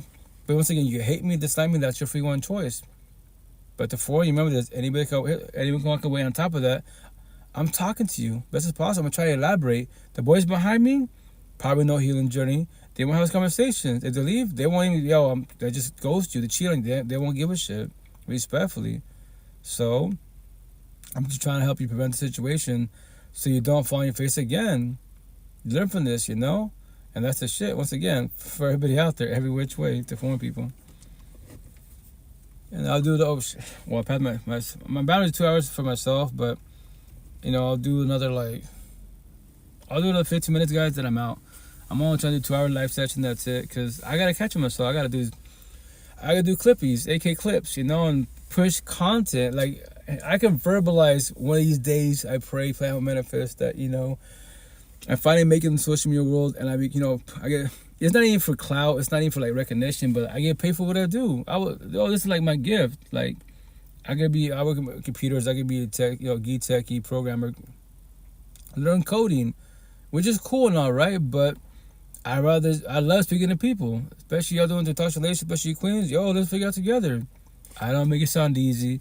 I'm pretty blunt, but I'm trying to get your attention because it's called trigger. Learn from the word. It's called triggers. Hope you're able to get rest soon. Oh, yeah, thank queen. No, I'm definitely gonna get rest off the platforms in 15 minutes from now and then. Do gym therapy because I give 2 hours here. A lot of us do man-made bullshit, but when it comes to the gym, it's physical. But my motto, which I'll get it tatted on me, you gotta take care of your body so body takes care of you, because this avatar is too delicate. The older you get, You don't take care of yourself. It's easy to be lazy, pathetically easy to be lazy, but to work, to physically move around, it's work. It's momentum of a situation. And like Laura Wheeler says, I was taught by her, not like physically, but by to Spotify wise. Because facts, she's like motivation. She's like all the motivational speakers. You hear this shit, right? You're motivated, cool. And when the clip ends, the reel ends, then what? The motivation's gone. She's like, motivation is fake. It's like same thing like like X says, happiness. I don't like the word happy. That's like fake is temporary, and it's very true. We just call it dopamine high. Strive for what? Joy. Inspiration, to be inspired. There it is. Now your motivation. Once again, it's happiness. It's temporary. It'll come and go. That's it. People come and go. And man, bullshit. You buy things. It makes you feel good. Oh, the spark's over. Yeah, it's not. You're not striving for joy. Joy is forever. Joy is love. Happiness is toxic love. It'll make you good for now, and it falls apart, So, yeah. So, I gotta start pushing content. But tomorrow for sure, because I won't be here tomorrow. Because, once again, I'm going to do Monday, Wednesday, and Fridays, which I'm going to call it Tuesdays and Thursdays. I'm going to start pushing, like, I'll work, and then from there, I basically live in my van. Because I don't live in Seattle. I say Seattle a lot, promote the fuck out of it. It's my real home. But maybe in due time, potentially stay here officially. Even my coworkers ask me, like, where do you stay at? I put in my van. That's my van, my home will be like, what? Like, I'm not from here. Like, I know, I worked with you guys back in the day, but like that, you good. Like, I'm good. I adapt to my environment. That's it in life, the intent to adapt to your environment. My real home is 3 hours away. From work, it's 3 hours away. My kids are 4 hours away. I do co-parenting the weekends. And I love chilling with them. And once again, like, for everybody out there, like, to forewarn you, if you have no kids and the shit falls apart, definitely do the healing journey, but eventually when you figure it out, it's like my situation. Like, I would love to have a family again, deadass. Like, but I worked on myself now. But no one taught me this shit. And try to be hard on yourself. Trust and not trying to be hard on yourself. Do not overthink the situation best as possible because it's over, And that's why the cool thing is that you just what I do. Like, I was taught, pay it forward. Like, pay it forward. Learn the hard way. Which I dislike that term, but I comprehend the term. But that's why I do what I do. I tell stories to pay it forward. Nobody can stop the spiritual warfare, but we can then prevent it. And then from there, as you be supportive, that's beautiful to see other people evolve, especially if they're younger than you. I challenge the whole universe in this lifetime. Beat me at 39. What? Beat me at 39. Get your life back. Start your healing journey. If not, go through all these bodies, buy all this man-made bullshit, brag about man-made bullshit, but you still stand depressed. But how? You have $1 billion fucking dollars, all these followers, all this status and bullshit, and you still stand depressed, bitter, hateful? Fuck my ex, fuck the universe. You have all my tattoos, you have anxiety, depression. How? The worst part, you hit rock bottom, you become a zombie, addict to addiction. So you became weak. Like, it took a lot of zombies. What? You can't say you're strong. You can say you're strong when you start doing the healing journey, rehab, all that sobriety stuff, which is cool. But here's the kicker: the intent that you don't ever get to try the situation, and shit falls apart, especially in toxic relationships. And fuck the universe, fuck everybody. Let me get high. Let me get drunk. Let me take my Skittles, my pills. Run, Forrest Gump. Run from your feelings. Proclaim higher source. Really, respectfully, I say that. So that's why I speak blood and it triggers people. But that's real fucking life. Why do I give a shit about a job? A job won't ever wake up. You know what? Today I'm sad. I'm going to get high, get drunk. Nope. Us physical beings are fucking weak. Respectfully, can get to that point, hit rock bottom, and now you're doing this shit. And it sucks to hear these stories. That's why I played some clips before I got out of here. And it sucks to hear that shit. Like, there's the best part. Like, you're forewarned. We have so much technology. Like, if you see someone, whatever, the essay type of situation, toxic relationship, no parents, they're telling your story, and they hit rock bottom, became a zombie. It added to addiction and shit, and now they're potentially overcoming it. Why they're still fighting it? And you want to get involved with a person like that, or you want to become them? Everyone's future is in front of your face, respectfully, man. I tell my kids, I'm gonna bully all of you in a positive manner. If any of you become zombies, just to let you know, respect. Fuck the rest of the family. Respect. I say that, but your siblings, my kiddos, the other 7 will know what you're doing. And I'm gonna tell all 7 of them, you want to see your future? There's your brother, there's your sister. They chose to become zombies, and it's an addiction. And I'm gonna tell my kids, they'll say the one becomes a zombie. Tell them, I'm your father. There's 8 of you. I lost 2 families So why am I not doing what you're doing? I should have been doing what you're doing a long time ago, right? So make that make sense respectfully. You gave me dislike me, but it's the truth. The truth hurts, right? So you don't have to talk to me. I'm sorry I hurt you with my words. Your mom's this situation. Yeah, we fell apart, but your mom and I were just in a journey. No healing journey. God can do it, the universe. If that's factual, why you shit fall apart? Till this fucking day. God's not suffering. You're suffering. I was suffering, you know? But once again, that's why I tell souls to pay it forward so you don't become money of us. Thank you, bunch. It's always to see. I just feel how blessed and I take care of you saved. Hugs and prayers. And I say respectfully. I say respect to the fullest because it's triggering subjects in common, but it's life. It's raw fucking real life. I might sit and sell dreams. If you go to church, your life will become better. For you as one being, it can. But what about the people around you? Nobody has to stay. No one has to treat you correctly, was. You know, it's a forewarning.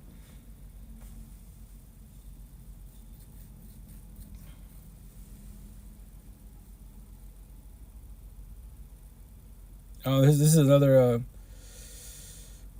BPD, right? So you got two versions of it. You got borderline and you got borderline, and the other one's bipolar.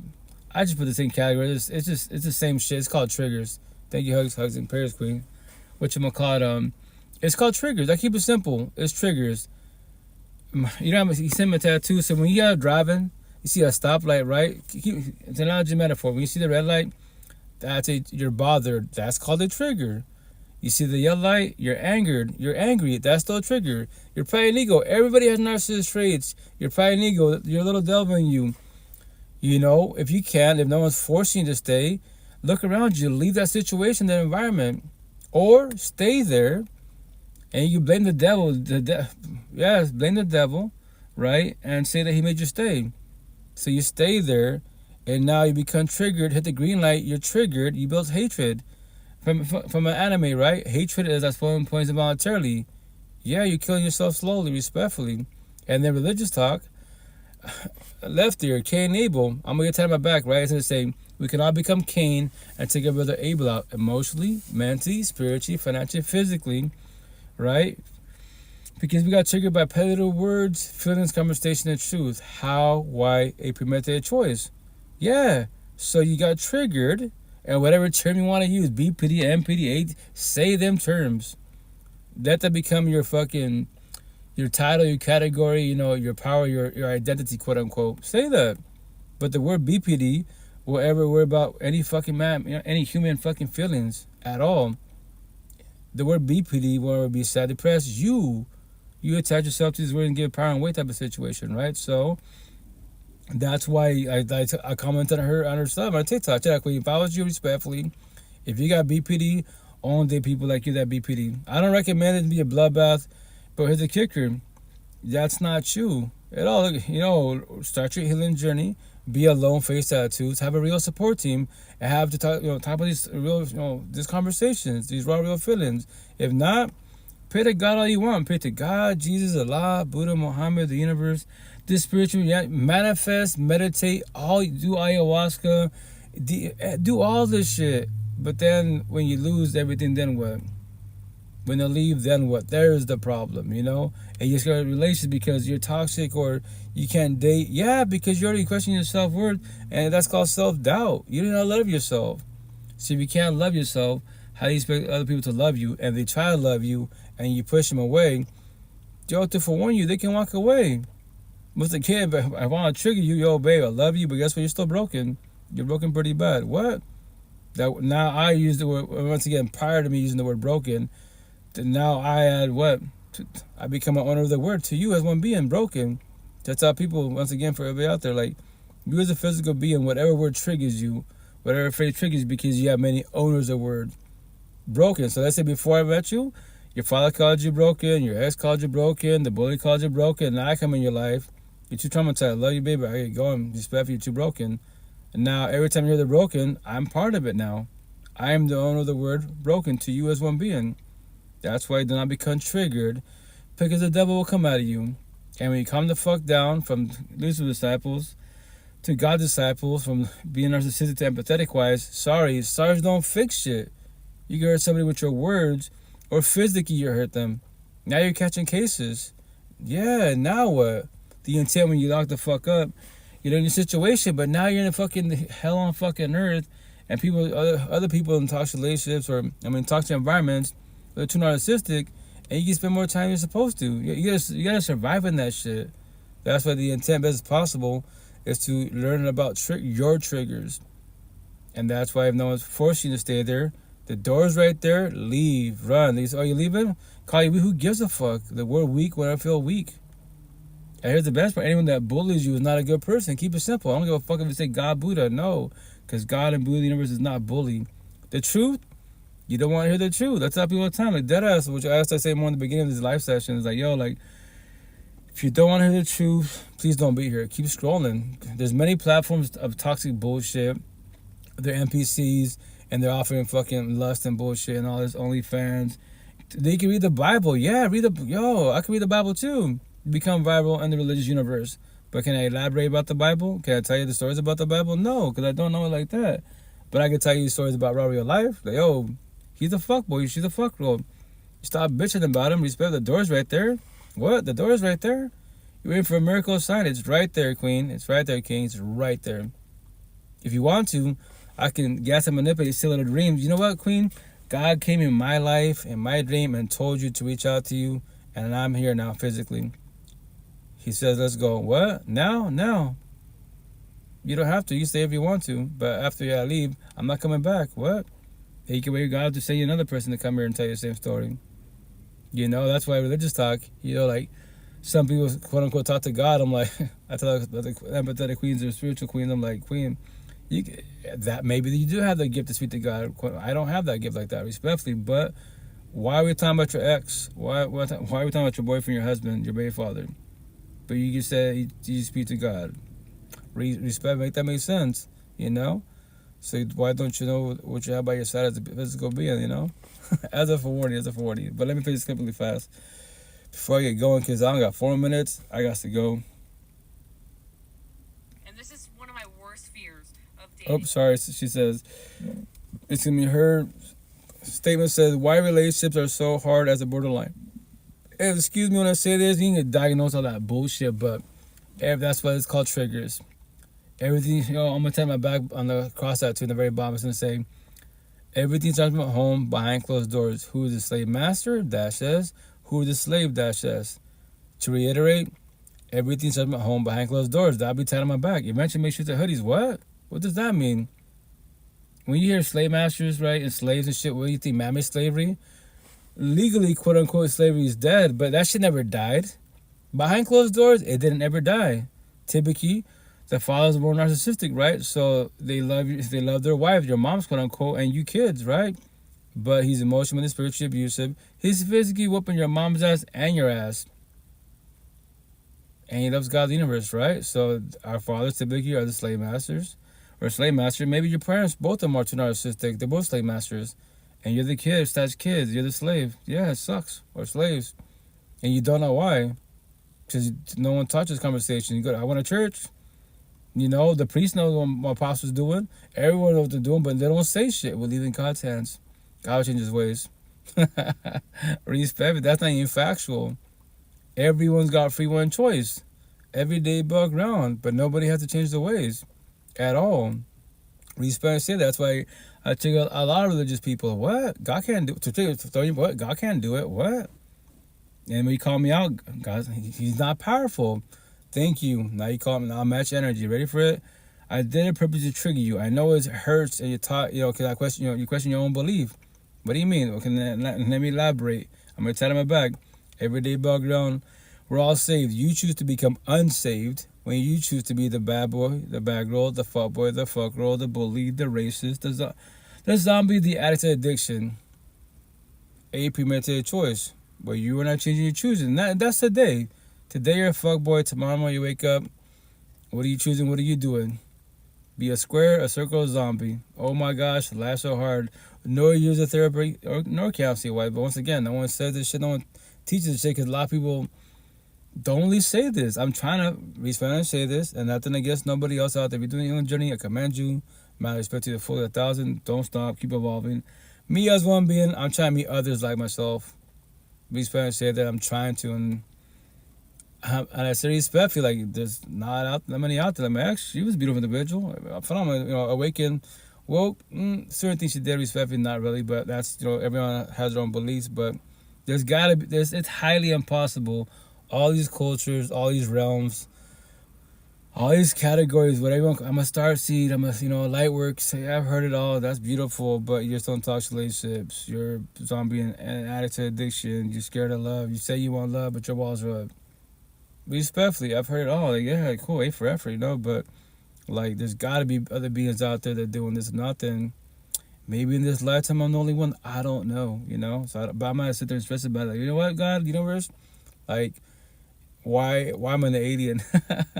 Why isn't everybody? There's no other beings out here, so everyone just healing journey for sure. There's a lot of people in the awakening journey, which is the healing journey is the victim mindset, the victim mentality. The awakening journey is the warrior mentality.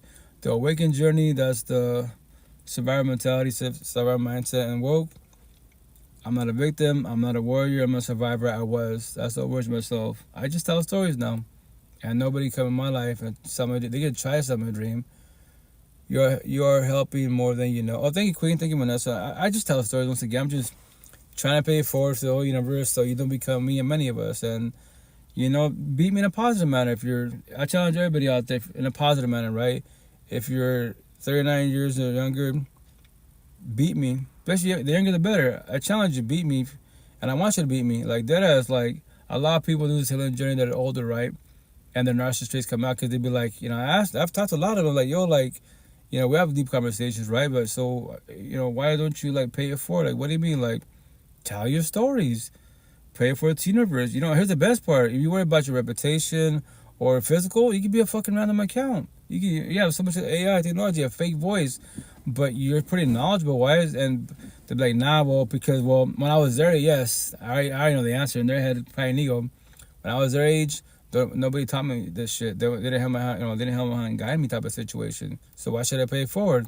And I call them out. Respect me, Queen King. When I tell you this, like, that's everyone's narcissist traits, right? That's your pride and ego. You should be happy that someone's younger than you that's evolving. So they don't suffer long like you did, like I did. But there's your problem. That's your narcissist trait. We both got them. Everyone's got them to the last dying breath. Your pride and ego. Why can't you put it aside? But yeah, it's cool. Fuck that. That's so be it. But there it is. You can say God blew the universe, but that lets you know that you're bitter hateful. Respectfully. Yeah, but your healing journey, continue on. Don't stop. But here's the kicker. The day you let go of your exes, your past pain, your toxic trauma, child trauma, you will comprehend where I'm coming from. You should be happy that someone can reach out to you, have these conversations, and either suffering, either keep doing wrong, you're there for them. That's how my one was. It's not, right about what? I already told you, it's not about being right.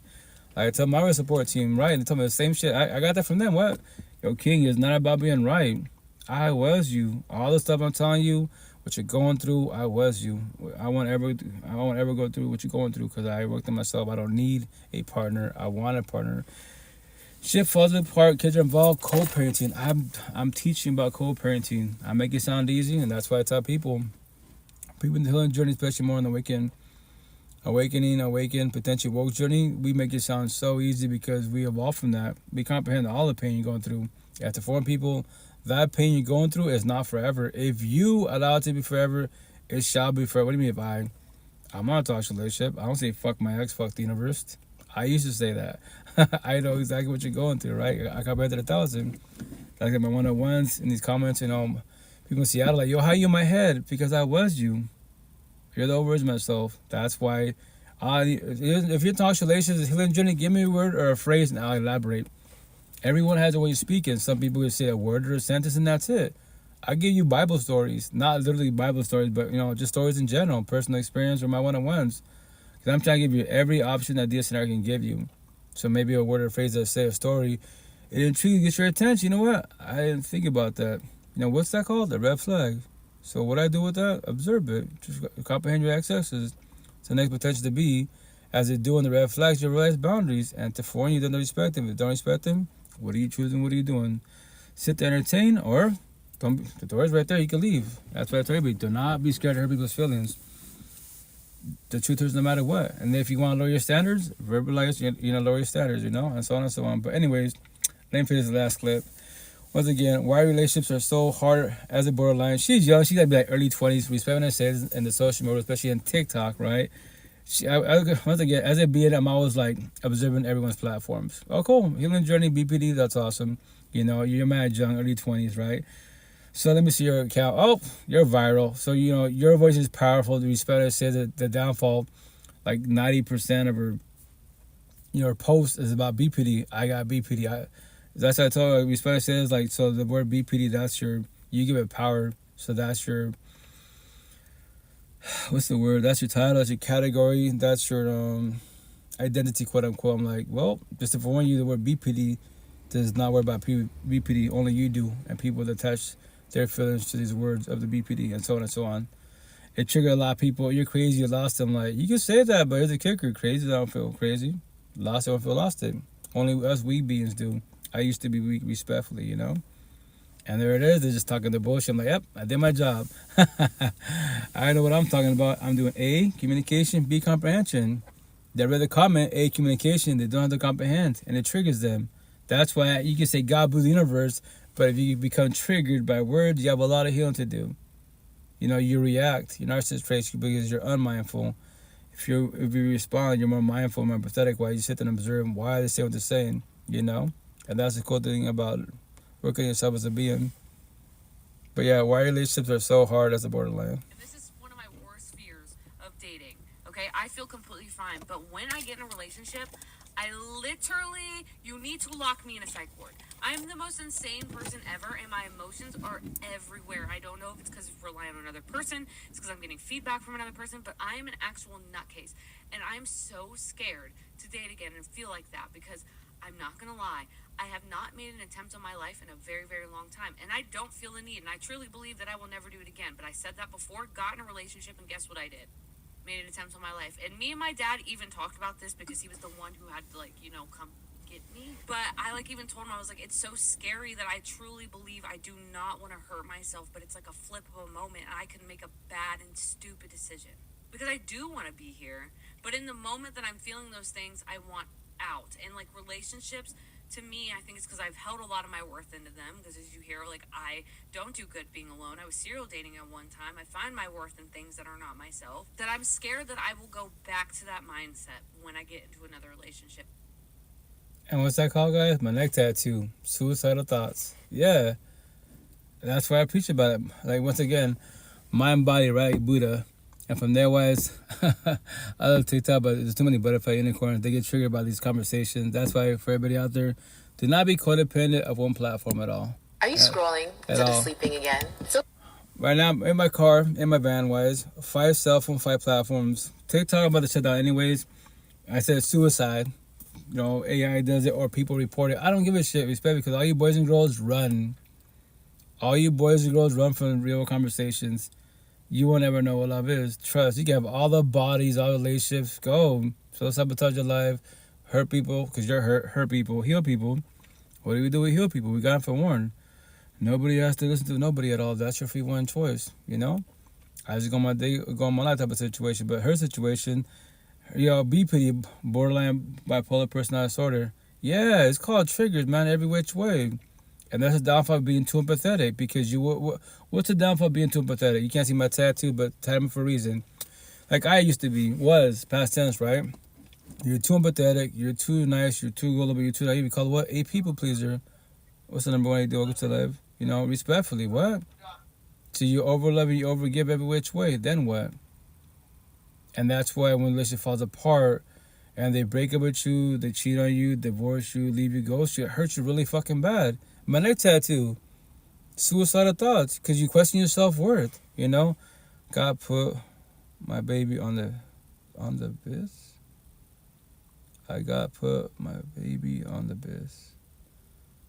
Bright ideas, I don't know what bis is. On the bois.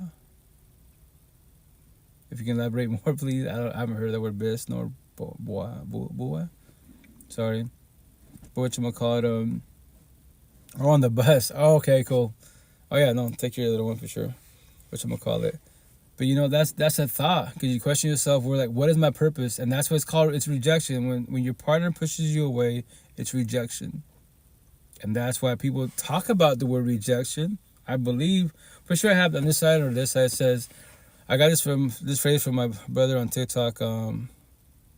Fred says hello, which I had to reach out to him, see how he's doing. But he says, rejection is protection. Add in front of it, remember, comma, rejection is protection. To remind everybody, what? It's your life. That's what myself as a being like any word or phrase that I know will trigger people in a positive manner, especially in a negative manner, I put in my body. What? Like this queen, she became viral, right? It's not her saying, it's not her poetry wise. And she said it. I don't quote me now. I believe she mentioned the person that said it. If not, she just said it in general. But she made that phrase go viral. It's very factual. So the way she said it, where you're not changing, you're choosing. Majority of my tattoos, I try to make it simple for little kids to read them. Little 5-7-year-olds can read it. They don't have to comprehend what they just read, but when they read the words of my body, and they ask a parent a certain word or a certain phrase, they be like, obviously the parents be like, how do you know that word? Who taught you that word? Oh, well, I was at the farmer's market in Seattle, or I was in Seattle walking around. I was talking about tattoos. I asked him a question about tattoos, and he just told me that, and, so on and so on. And that's the thing. That's why all my tattoos keep it simple. So it says, well, you are not changing, you're choosing. And that's factual. That is so factual. You bitch about your partner, right? But you're still there.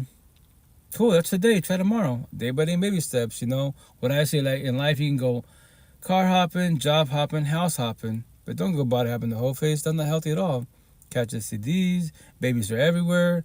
Energy's being exchanged. In the beginning, you feel good, and shit falls apart. Yeah, because you start with toxic love. If you want to do, once again, to foreign people, it's your free will choice. If you want to do fun and fits, situationships, friends now, if you're 25 and under, because you're scared of a fucking title, because your options, dead the fuck out. That's the main reason why. I don't want my options to know I got a boyfriend, girlfriend, so we're just friends. But then you can't control your feelings. I love testing people that say that corny ass line, your friends. I ask, correct, hey queen, is that your boyfriend? No. And they're in front of my face, lovey-dovey and bullshit, hugging and shit. Yo, king, is that your girlfriend? No. Okay, bet. Fair game. Queen, what's up with you? Can I get to know you? Can we watch a flick? Have a coffee type of situation? What? Yo, bro, what you doing? Nah, king, you cannot get in your feelings. She's not your girlfriend. And she just said, and I call him out. Yo, did you hear what did you hear that? Yeah. That's not her boyfriend. You little kids, you have a lot of healing to do. A lot of healing. You can't control your feelings at all. Here's the answer. You both don't want the title of boyfriend, girlfriend. She probably wants a couple on her side, gets our energy smart. Pathetic wise, you have too many options, right? Quote unquote. Or you have other options. Just in case it doesn't work out, then I'll have, C to Z parties. So don't say love. Don't say God. Because will God be doing what you're doing? Jesus and all my tattoos? No. So why are you doing what you're doing? You don't know what love is. You don't love your own self. Respectfully, Yeah. So once again, that young queen right there, she's too empathetic wise. She's got BPD, right? It's called triggers. But she's scared, once again, if they leave me, anybody can leave. Anybody can leave. To forewarn you. But no one really talks about that shit. They'll mention it. All these therapists, counselors, psychiatrists, motivational speakers, and all these people, these categories in social media, they'll mention it. They don't emphasize it. I'm gonna get tatted on my back before I get out of here. Fear in a positive manner as a forewarning. Did you know anyone can break up with you? Anyone can cheat on you? Anyone can divorce you? Anyone can ghost you? Anyone can leave you whenever they want to. That is their free will and choice. When they do, and which they shall, how will you react? How will you respond? Or do you feel scared of that? Can you handle rejection? Dead the fuck ass. A zillion queens of the whole universe. Why would I stress about one? I'm in Seattle. Taste the rainbow. All the cultures, nationalities, all that stuff. But once again, you have cosmetics, which is cool, but I see you for who you are inside. I see you as a being. Like from Avatar, I love Avatar. Highly recommend that movie. I see you. I love you as traditional. Anyone can say I love you, but I see you as deeper. Why? Because I see the inside of you first and foremost, then the outside, then your environment, then your universe. Especially as a potential partner, because I'm always going to observe you. What? Like, she could be a beautiful queen, beautiful energy, right? She's a healing journey, deep conversations, but let's say her family's toxic. Her exes are stalking her. She's living in the ghetto hood and shit. That's what she loves, chill with the people. I'm like, yo, queen, shit out. You're a beautiful individual, you're spiritual, religious, phenomenal, deep conversations. Excuse me when I say this, but The downfall about you on the overall, it's your family toxic as fuck and your people, especially in the ghetto hoods. Look at this. Look at this hell on earth. Respectfully, I'm from the ghetto hoods, but I'm not in it. You're in it, and you're in it actually. I know that's your people's, but you're gonna get a situation. So if I'm me as one being, if I'm trying to live as long as possible, as safe as possible in this lifetime, I don't get involved with you. If you want to chill, not in the hoods, not around your family nor friends. We can do that at separate time if you want to. You don't have to. You hate me, dislike me. That's your free one choice. Technology, we keep it on a cell phone. Call me, text me, video chat, whatever you want to do. Audio messages, there's so many resources. But respectfully, I don't deal with toxicity. You know, I can't rejection. If she gets triggered, well, I'm rejecting you. But I'm saying a positive, I'm not being mean to you. Maybe you think in your side, I don't deal with toxicity. You don't see what I see. You know, you have beautiful energy, but you don't see future in a positive manner. How can you see future in a positive manner? Because in your head, you're doing every option of this scenario. Like, well, then to get a hoods, so you can chill with the peoples. You want to go bar, club, house parties, yeah. But you always have three energies: squares, circles, zombies. In one building, squares I was gonna lose. The circle of zombies there for fucking less than bullshit drama. And you sit there, yeah, go get in situations, you know. But I pray for you, and that's it. I go my day of my life. Compassion for you, but I don't feel sorry for you because you're not the first nor the last. Respectfully, you know. That's the young queen right there. She's viral. Once again, a lot of queens, you know, they once again they emphasize with her and, you know, put themselves in her shoes, and they put the comments, yeah, fuck man. I'm like, yeah, but I go to your profile, you say Jesus, God, blue the universe, but fuck man. Bitter hate. I'm sorry that your exes destroyed the fuck out of you. The intent to learn what happened so you don't do this shit again. If you do this, then you are the problem.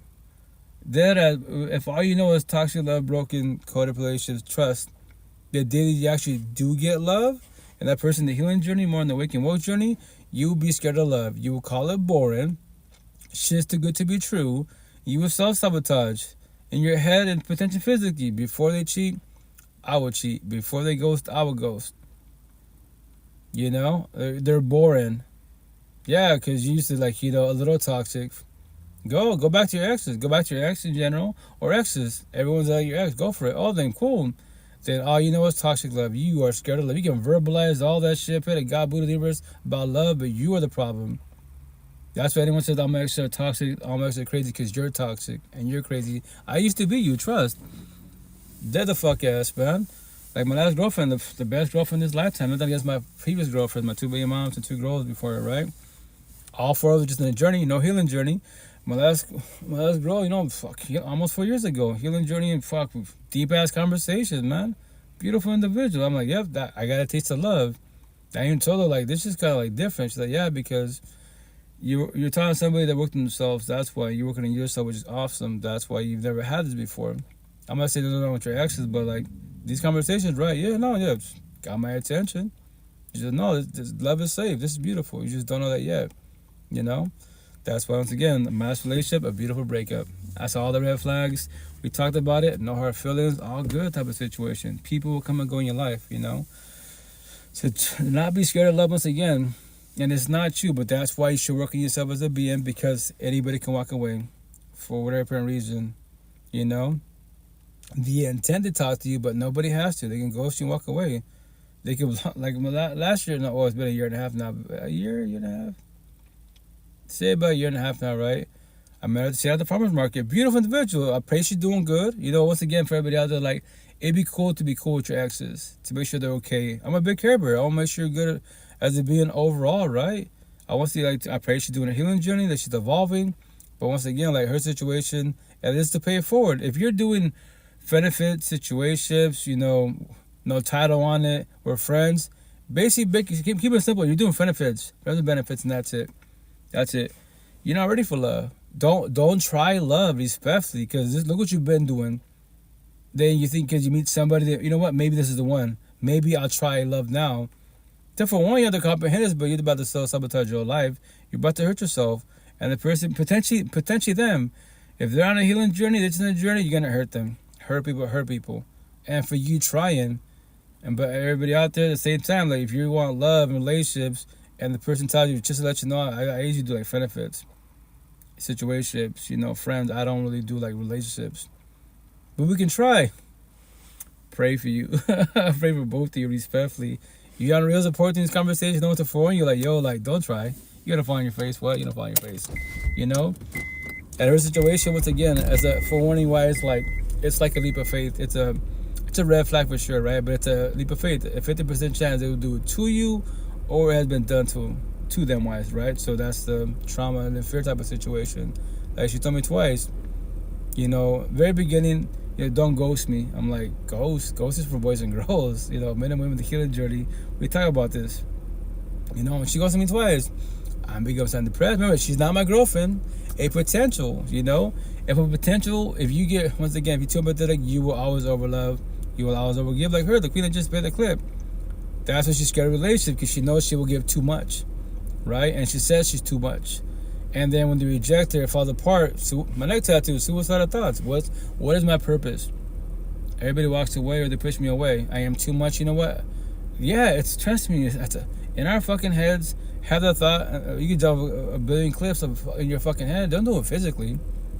Please don't do it physically, because you don't know that, yeah, there's more to life than just that. Like, trust me, if you have a real support team, the healing journey, you can evolve in life.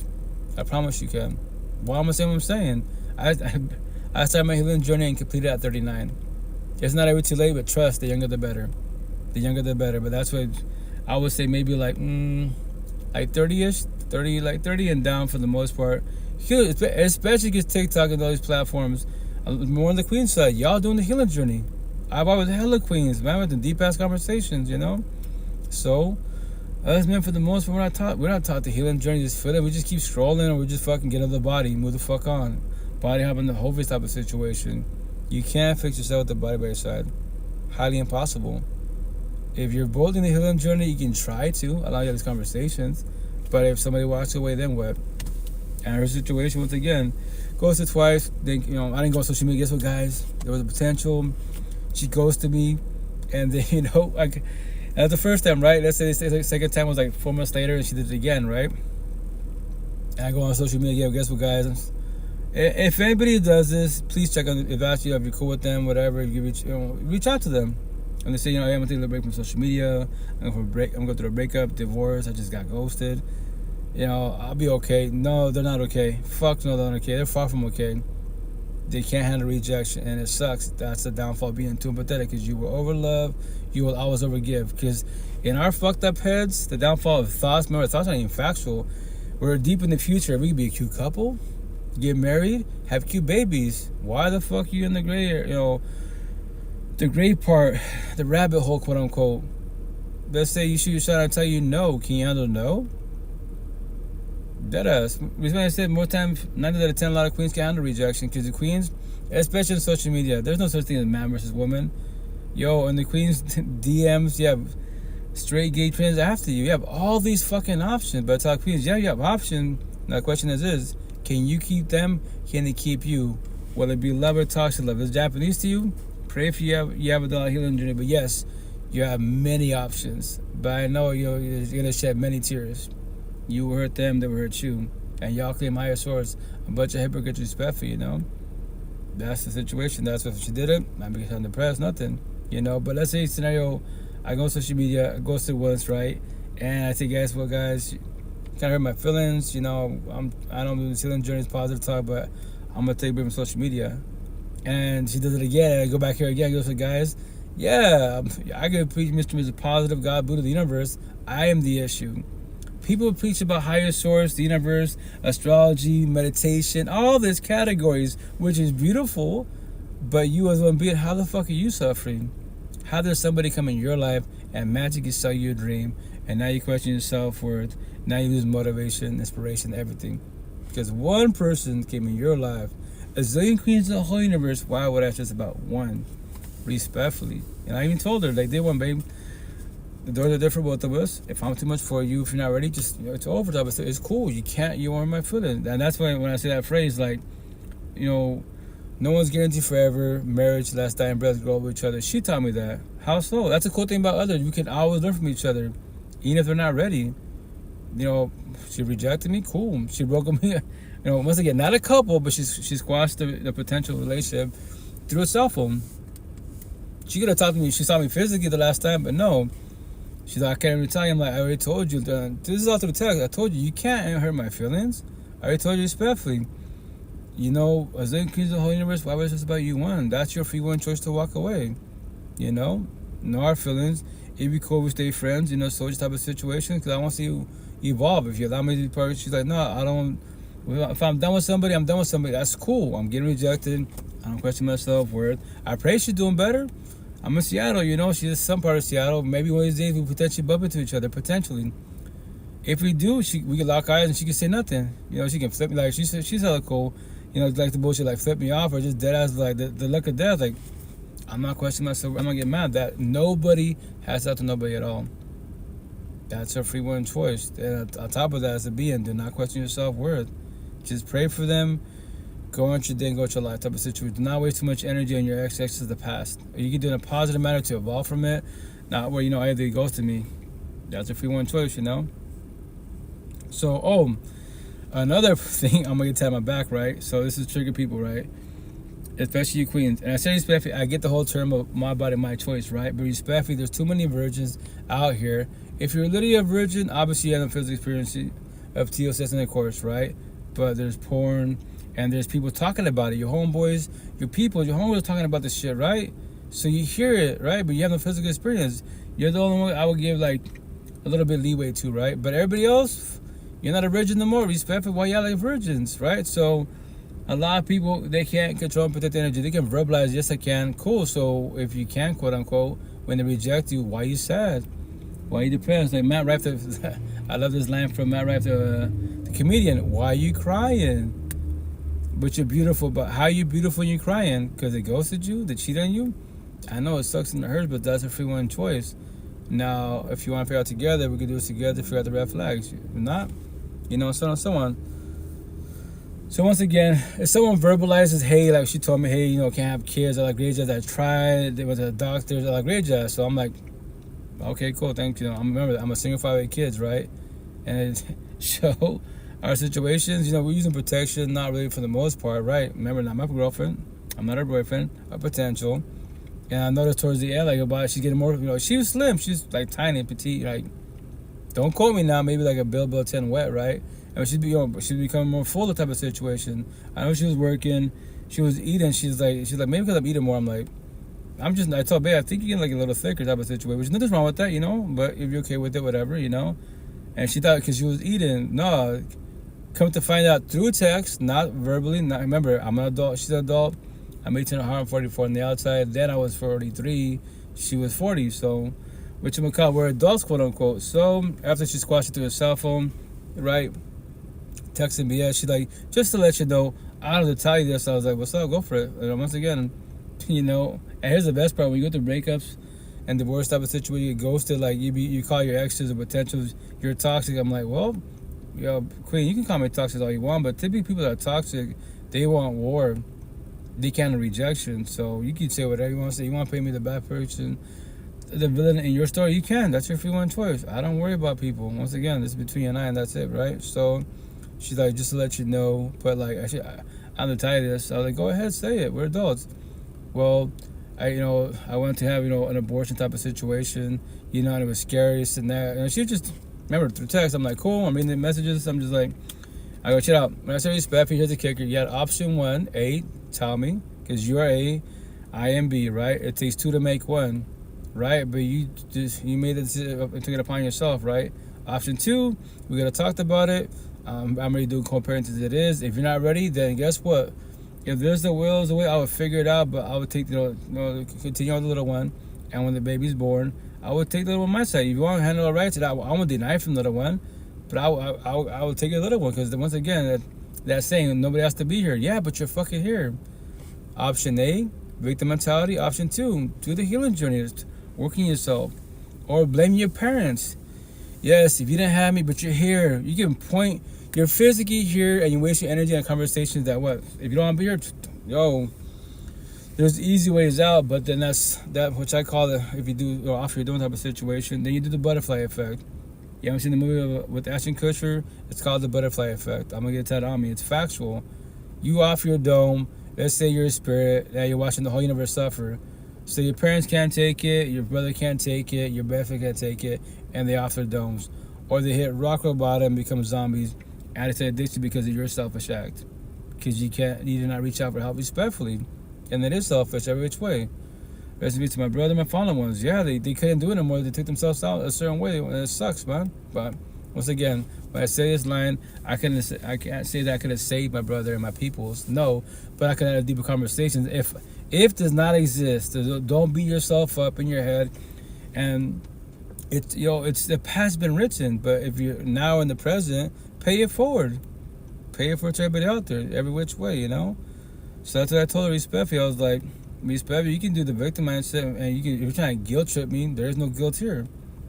There's two to make one, and you chose that decision. So for all your virgins out there, I'm gonna tell my back to cry right the fuck out. When you have TOC sex intercourse, you change energy from a bond, soul tie, twin flames, trombones, potentially catch what? Feelings, STDs or babies. Control and protect your energy best ass. And at the very end, for the queens, to kill or not to kill. You love God the universe, but you're not ready. But you as porn stars, but now you're not ready. He's leaving you. That's just free one choice. Yes, it's gonna be hard. God the universe is testing you now.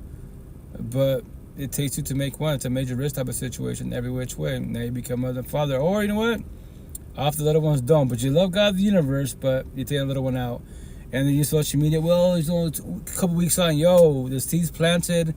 The term is called pregnant. That's how I told her respectfully. Like, yo, yeah, options. You took it upon yourself. So what do you want to do? I have compassion for you, but I don't feel sorry for you respectfully, And she thought her name, if she would have been here, if she didn't believe in God really. But first, she's like, if God, the universe wants to punish me for this, and I don't ever have an opportunity. I could again, just to let you know, I would have called her Angelica. I was like, oh, Angelica in Spanish, right? I was like, cool, bet. Next session, I'm getting my kids tatted, all 8 of them tatted my name. Their names in my arm, my right arm, right? So, stand by blood, my stepson, but I just call my son. I want to add number 9 because I would have had a 9 kid, right? And they're being moms. Maybe co-parenting or not. Yo, I'm a single father and I'm winging it. What? Yeah, tell this story. I just felt pay it forward type of situation, right? So all you queens out there, respectfully, don't pay and tell a soft story. Do not say God love, but you're murking little ones. And the day that you're ready and you can have little ones, you be mad at God, the universe, but you have many opportunities, right? But no, not they're the wrong person or they ghosted me. That's everyone's free one choice, respectfully. But love you guys. Have this night. I gotta get going because I passed a whole hour of my own boundaries. I'm only trying to do 2-hour live sessions from now on, and that's it. No more than that. Oh, excuse me. Almost 6 years doing this. I have like thousands of hours invested. Thousands. I gotta upload on YouTube and Spotify. And remember this, guys, it's a live podcast. So if you go to YouTube, you'll see me. Anyone jumps in the box, you hear voices. Either I'm playing clips on my cell phone or someone's actually in the box, but you won't ever see a physical being. If you go way back in the beginning, when I was doing TikTok lives, like dual live type of situation, yes, now you see I would record those, all that good stuff, but once again, I just go on live to tell stories before the live session, after live session, as one being I'm blessed. All the things I talk about on my tattoos, don't urge myself. I won't ever deal with toxicity. I'll easily walk away. I don't, if we Spanish say this, I'm not scared to hurt nobody's feelings because the truth is no matter what, and I don't deal with toxicity. A zillion queens in the whole universe. Why would I just about one? I want to talk about this adults and walk away, but to warn you, nobody has to talk to you wise. That's why rejection. Can you handle rejection as one being? If not, you have a lot of healing to do. Anyone can ghost you. Yes, they did it wrong. Yes, you change energy and now you feel wrong. They used you. Yes, they physically use you. Yes, they took your energy, but if you did not sell nobody your dream, that was not you, that was them. Simple as that, respectfully, remember that. But you don't comprehend that. Just try not to beat yourself up because as you as one being, if you gave your all, cool, but remember this. Control and protect your energy so you don't give it to the wrong person. If you're an empathetic person in the square and you keep dating zombies, that it's an addiction, the circles, the bad boy, the bad girl, the fuck boy, the fuck girls, the bully, the racist, yeah. You won't ever know what love is because you don't know how to love yourself. On top of that, really fast, I'm going to tell you, Ami is very factual. Everyone can tell how much you love yourself with the person by your side. You can say you love you, self-love, but your partner by your side is a fuck boy, fuck girl. The zombie, the acid addiction. Yeah, You don't love yourself. Yeah, I do. Then why do you have them by your side? Everyone's like him or like her. I doubt it very much. But that's your free will and choice. You know, respectfully. So, love you guys. Have a good night. Take care. Be safe. TikTok Squad. Love you guys. Take care. Be safe. IG. Love you guys. Take care. Be safe. Beagle Squad. Love you guys. Take care. Be safe. Twitch. Love you guys. Take care. Be safe. Ciao, ciao.